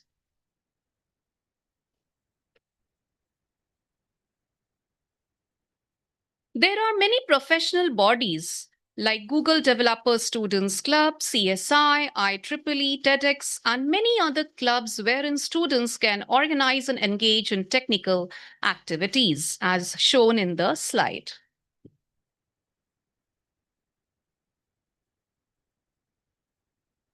Here are some glimpses of technical co-curricular activities wherein you can see students building drones and, flying robots. After striving so hard to build technical capabilities, students need to have fun also. College life is indeed a memorable phase of your learning journey. So, my dear young friends, study hard and party harder at VIT. One way would be to participate in Friday Pathshala and get your fun ka acha dose saal bhar. Showcase your hard-learned classical talents, shake a leg with celebrities like Priyanka Chopra and Ranveer Singh and Nuclear. You can get to play air hockey, pool, PS5s, and jam in the karaoke room in the popular Hangout Recreation Center. This brings us to the outcomes of an educational experience at Vidyalankar, the transition from being aspirants to evolving into competent professionals is indeed a rewarding one. Our students have won accolades at the national level by bagging the Smart India Hackathon Awards and Tantra Vihar Inter-Collegiate Project competitions. Outcomes can be seen from the lens of placements, higher education, and entrepreneurship. VIT students are recruited by major organizations like Google, TCS, GE, Capgemini. All those who opt for placements get all the possible training and support to get well placed. Here's a look at some of our alumni who are working at top companies. And here is a glimpse of our star alumni who are making waves in India and abroad.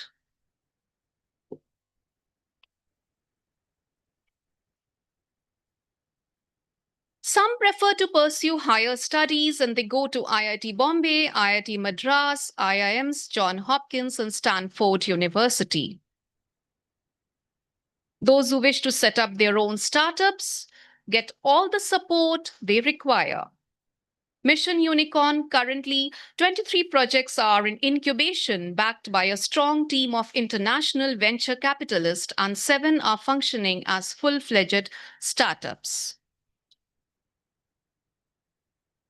With this overview of VIT, I bid adieu and wish you all a spectacular engineering journey ahead.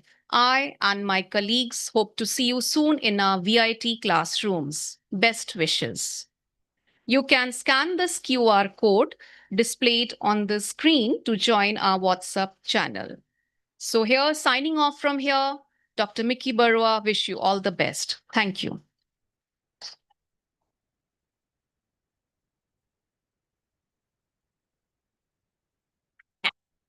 Thank you, ma'am, for the presentation. I'm sure it will help all engineering aspirants to understand what's in store as an engineering student at VIT. Well, now we have with us Ms. Rucha Kulkarni, ma'am, Chief Operating Officer, Vidyalankar Group of Educational Institutes. Rucha Kulkarni, ma'am, is an accomplished education leader with over 33 years of experience in the academic sector, particularly in higher education and institutional development. A Bachelor of Engineering graduate from Mumbai University, she has been associated with Vidyalankar for the past 22 years, where she currently serves as the Chief Operating Officer. She has decades of experience in academia, career counseling, and multiple administrative responsibilities. I now request Rucha Kulkarni ma'am to help walk through the roadmap of engineering admissions, a step-by-step explanation of eligibility, entrance exam, gap rounds, document verification, and timelines to keep in mind. Ma'am, I would request you to please come. Thank you.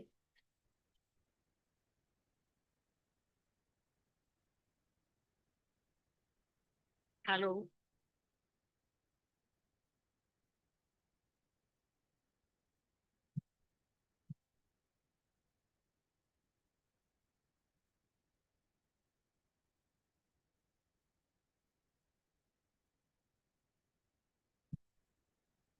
Hello, students.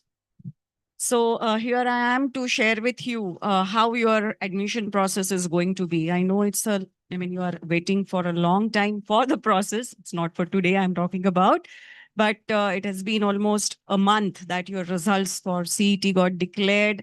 And you all were expecting today being 12th of July, okay, expecting your first merit rank, but unfortunately even the date is delayed and you are going to get it on 15th. And then, okay, you can apply for grievances, and then you can okay, check your final merit on 21st.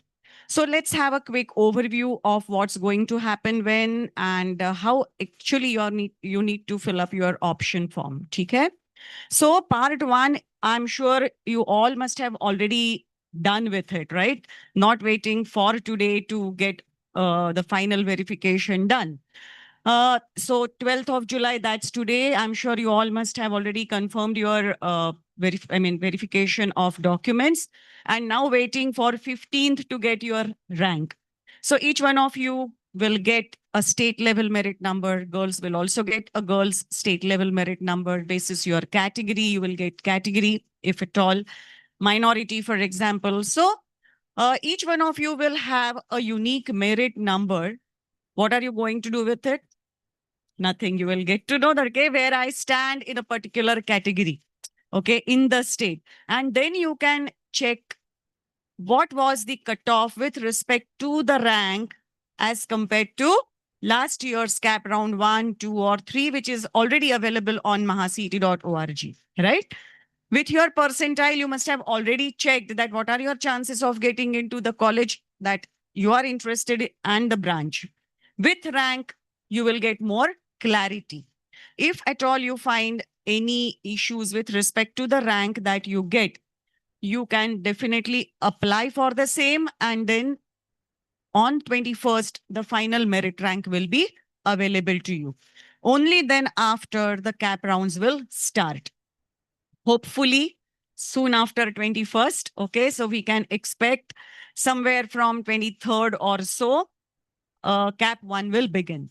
Before that, you will have entire seat distribution available, means all participating colleges in CAP, what are the branches for respective colleges, how many seats are per category, everything, the entire seat matrix will be available on the site.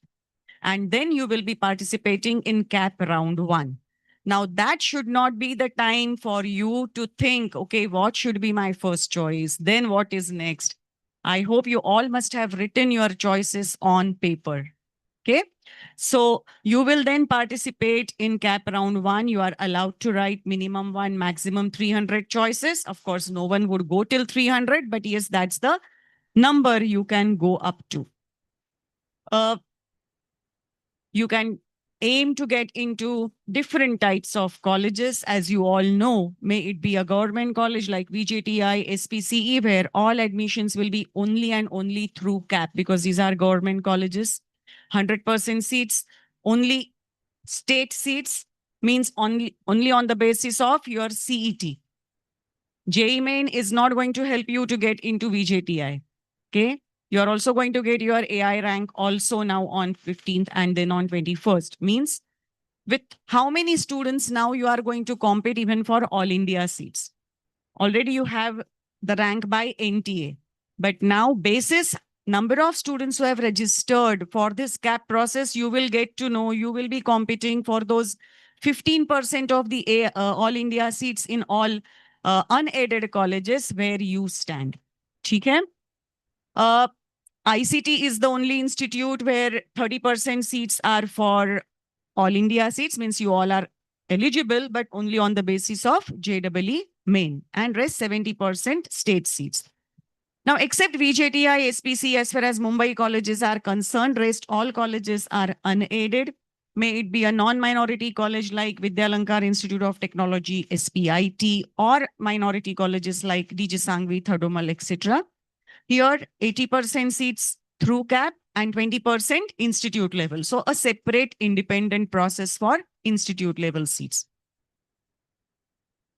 All the CAP rounds this year, you all are aware, you're going to have 4 CAP rounds, and all 4 rounds will be of allotment type. Means you have to fill in your options, lock it.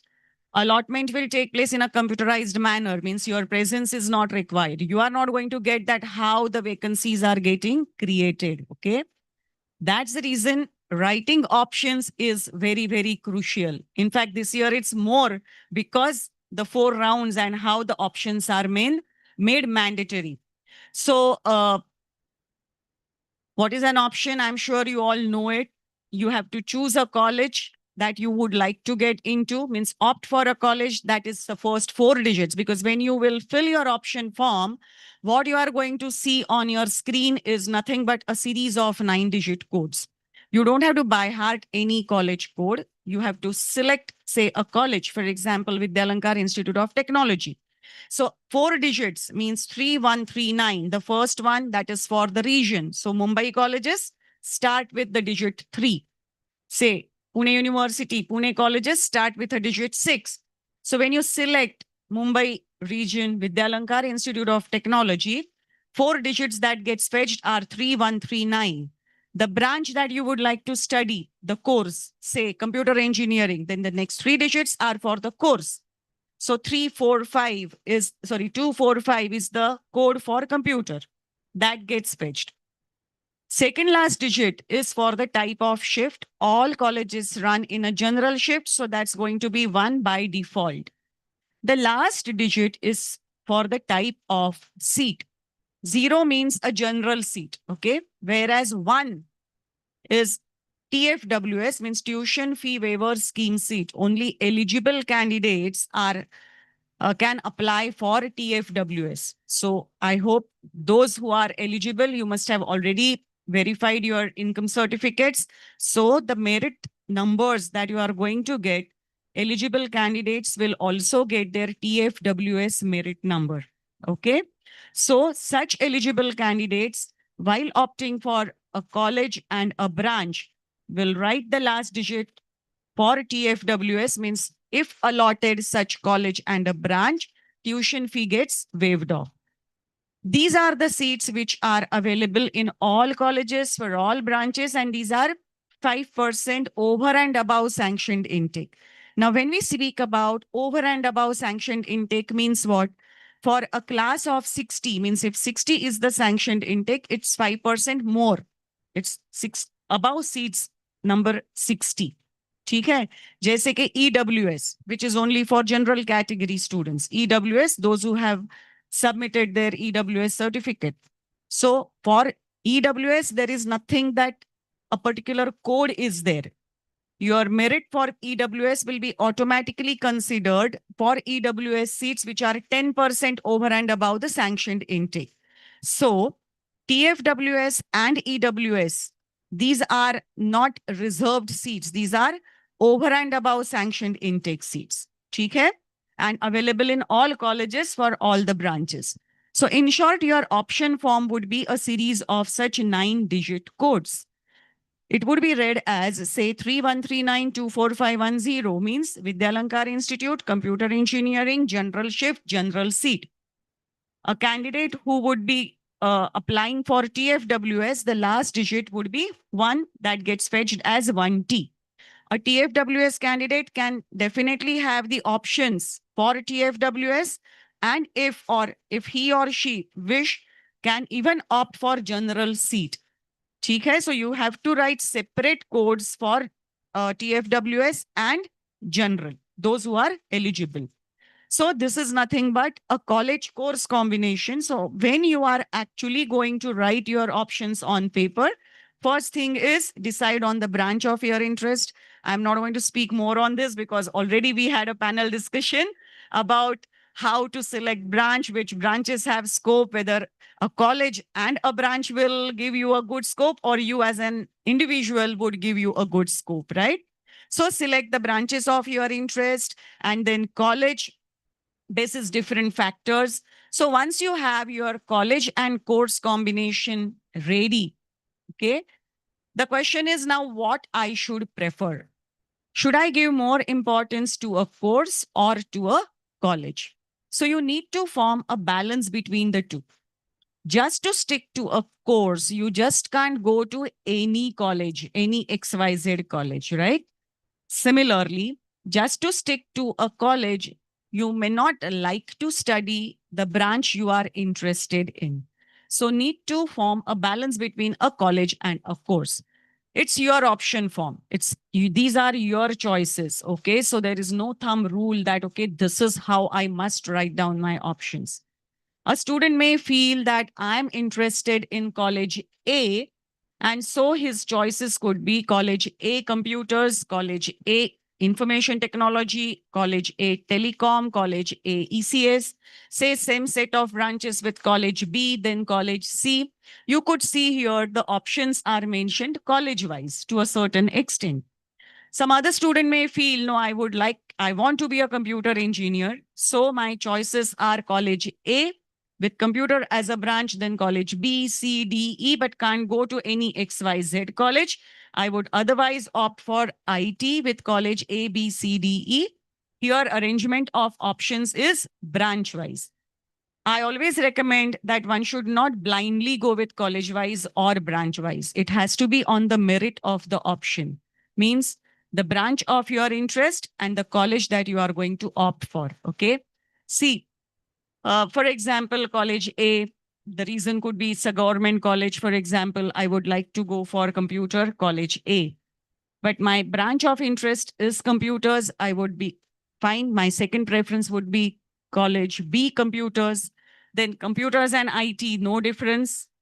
IT with college A, otherwise college C computers means you are actually weighing your college course combination and you are writing your options basis merit of the option. Okay. Now feasibility, how you should write your options. That on a very first allotment, get seat allotted. And that is where feasibility plays major role. You already have your percentile with you. Check last year's cutoffs. And you would know that, okay, these are just for the branch of my interest I would get. ठीक है? थोड़े उसके ऊपर के percentile के colleges branches देखो, थोड़े उसके नीचे के देखो. So that is going to be your feasible options, right? Here, you must consider that cutoffs would change because branches may get added, the seats may get added, and this year, more so over, the process is different. Okay, so you just can't directly relate last year's first round cutoff to this year first round. It's fine, but second and third, now it's going to be different this year. So we will see what that is. So you must organize your options as dream at the top, which may not be feasible, fine enough. Of course, those with state rank, single digit or double digit at the most, they would have a freedom just to write their dream options, but not all, right? But others definitely have dream at the top. Why? We will come to that point also. Then some optimistic that I may get into. And then realistic means definitely I'm going to get into. If you organize your options in this fashion, you will surely get seat allotted in a very first cap round, and then you can go for betterment in subsequent rounds. Allotment, the program is inter se merit. Okay, it is purely on merit. First, the form is considered for rank 1. Searched all the options mentioned by rank 1, then rank 2, then rank 3, likewise. So it will never happen कि चलो a student who is say at the rank of 1001 and the option number written at number 18th, his friend who is below on merit, so with number 1002, the same option is written at the top for his own reasons. Okay, that could be his most preferred option. But he should not worry because inter se merit का मतलब क्या है? First, 1001 form will be searched before 1002. So his options will be searched, ना कि खाली वो top में लिखा है तो उसको directly मिलेगा. ठीक है? So do not bother about somebody else's form. You must focus on your own choices and organize your options as per your preferences. How it's going to work? Though it's allotment, you are not going to see or nothing is going to happen in front. But here, when the program is run by inter se merit for an individual student, it will search for the first option. अभी देखो option क्या है? First 4 digits for the college, next 3 digits for the course, general seat, general shift, general seat. Nowhere you have to mention, okay, I'm applying for a girls quota. I'm applying for minority seat, I'm applying for EWS. No, your respective merit rank will be considered when your form as per merit is searched during the program. Okay. So say it will work like first option is searched for this student. Is the seat available for this college, this course? Not available. You will not be able to see. I'm just giving you an example. Okay. Not available means what? The students who are above merit to this student, those students have already, those students are already allotted this particular college and seat basis their options. Okay. So on merit, you are not getting this particular seat. It will search for the next second. Is it? No. Third. Is it? No. Suppose ये student ने खाली 3 ही options लिखे because you are allowed to write minimum 1, maximum 300. अगर 3 option लिख के छोड़ दिया, what would be the consequence? Outcome of the round for a candidate would be no allotment. और फिर student क्या बोलेगा? अरे मेरा जो friend है उसको मेरे से कम percentile था तो भी उसको allotment आया, मुझे नहीं आया. So then it's going to be your fault. You are allowed to write maximum options, so make use of it. Here you could see number of options mentioned. So the program would then go with the 4th option. Chalo, the seat is available, gets allotted, and search ends at the very first available vacancy. You have indicated your priority. Okay, computer ये नहीं देखेगा कि अरे ये बच्चे को इसमें से सबसे best कौन सा है. You have indicated that first is my most preferred, then second, then third, so on, so forth. Okay. So remember, you must arrange your options as a dream at the top, then optimistic, and then realistic so that you will get seat allotted in a very first cap round. If you do not write any option, means you are skipping round 1. That nobody should do. Everyone must participate in round 1 because that's the time all colleges, all seats are available. Every subsequent round is actually for vacant seats. No additional seats get into subsequent rounds. Okay? So there will be 4 rounds of cap this year. You all must have already read this in the information brochure. Outcome of the round for a candidate. Just take an example. A seat is allotted to this candidate, VJTI Electronics. Seat is allotted to option number 7. Just example ले लो. ऊपर के 6 क्यों नहीं allot हुए? Basis is merit. 7th allot होता है तो you have a choice to secure the seat. If you do not secure, means you lose the claim. So that nobody should do. As soon you get seat allotted, you must pay 1,000 rupees as seat acceptance fees online. So your seat is secured and then you have a choice whether to freeze it or go for betterment in the subsequent round. Now, if you freeze, if you click on freeze, means you are happy with the seat allotted, no more interested in betterment in the subsequent round, you will be out from the further cap rounds, but with admission in hand. As per the schedule mentioned, go to the college allotted, submit your original documents, pay college fees, and wait for the first year to start. Okay. Now, a student to whom very first option gets allotted in a very first cap round, then that gets auto-freezed. That's the reason on top, you must have dream options. So getting allotted means your dream coming true. Okay? So first option, it's auto-freezed, but 2 onwards, if gets allotted, you still have an option to freeze, but almost all will not. You would click on no freeze and would go for betterment for the second cap round. Okay? Students, unfortunately, if no seats gets allotted in a very first cap round, you don't have to do anything. You are automatically eligible for the second cap round. Okay? So with this, you will, number of seats gets allotted to maximum number of students. Students will secure the allotted seats and would go for betterment in the second cap round. Before second cap start, entire seat matrix, the vacant seats will be displayed. Okay. And then cap 2 will start. In cap 2, you are allowed to edit your option form. Again, let me tell you, there is no need. ऐसे नहीं है कि हर एक cap के लिए आपको कुछ options नए नए नए लिखने हैं ढूंढ के. If your option form is ready, just go ahead with the betterment.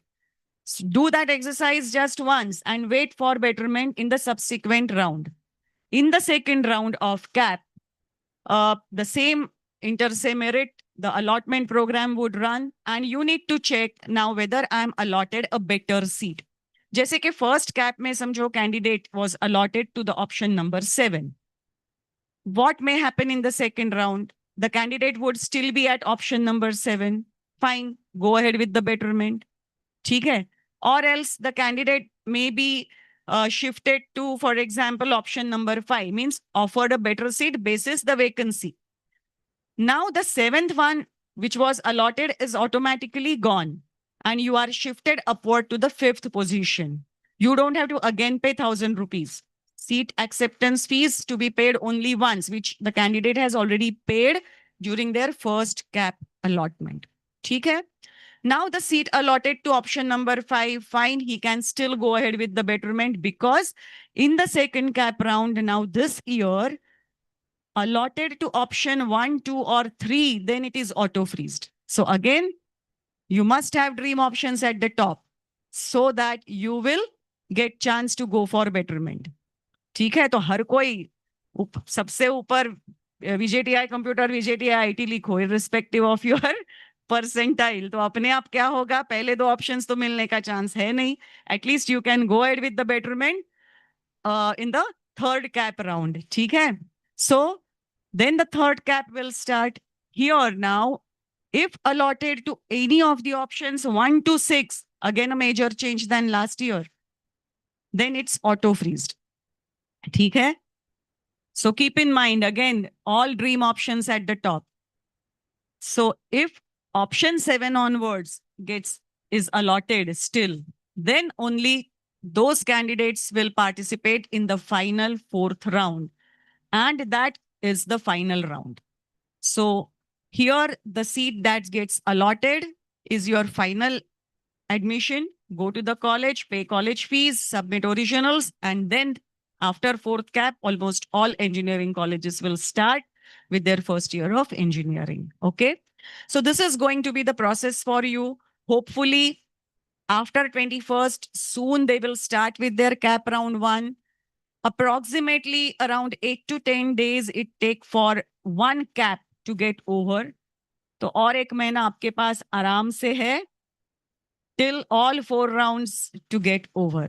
ठीक है? So this is how your admission process is going to be.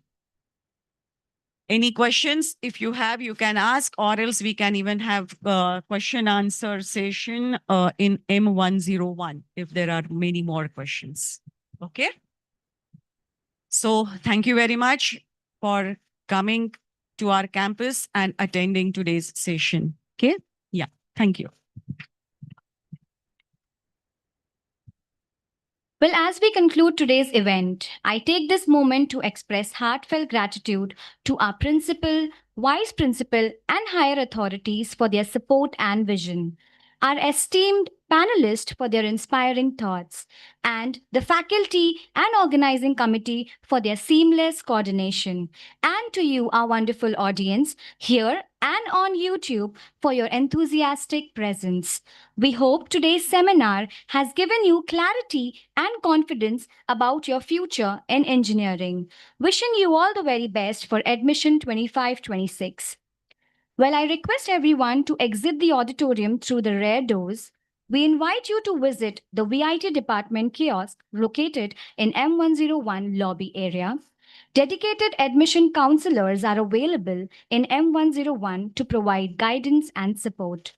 Following your visit to the department kiosk, you are welcome to have a guided tour of VIT campus facilitated by our volunteers. Further assistance with admission-related queries, please visit D102 or contact our helpline, details of which can be found on our website. A recording of this program will be available on the VIT YouTube channel for future reference. We extend our heartfelt gratitude to all the viewers who have joined us live and who are watching us or might watch us later on YouTube. Additionally, we kindly request all participants to provide genuine feedback after the seminar. A feedback QR code is displayed on the screen. Please share a minute to submit your valuable response. Thank you for your participation. You all have a great day. Can you please share the QR?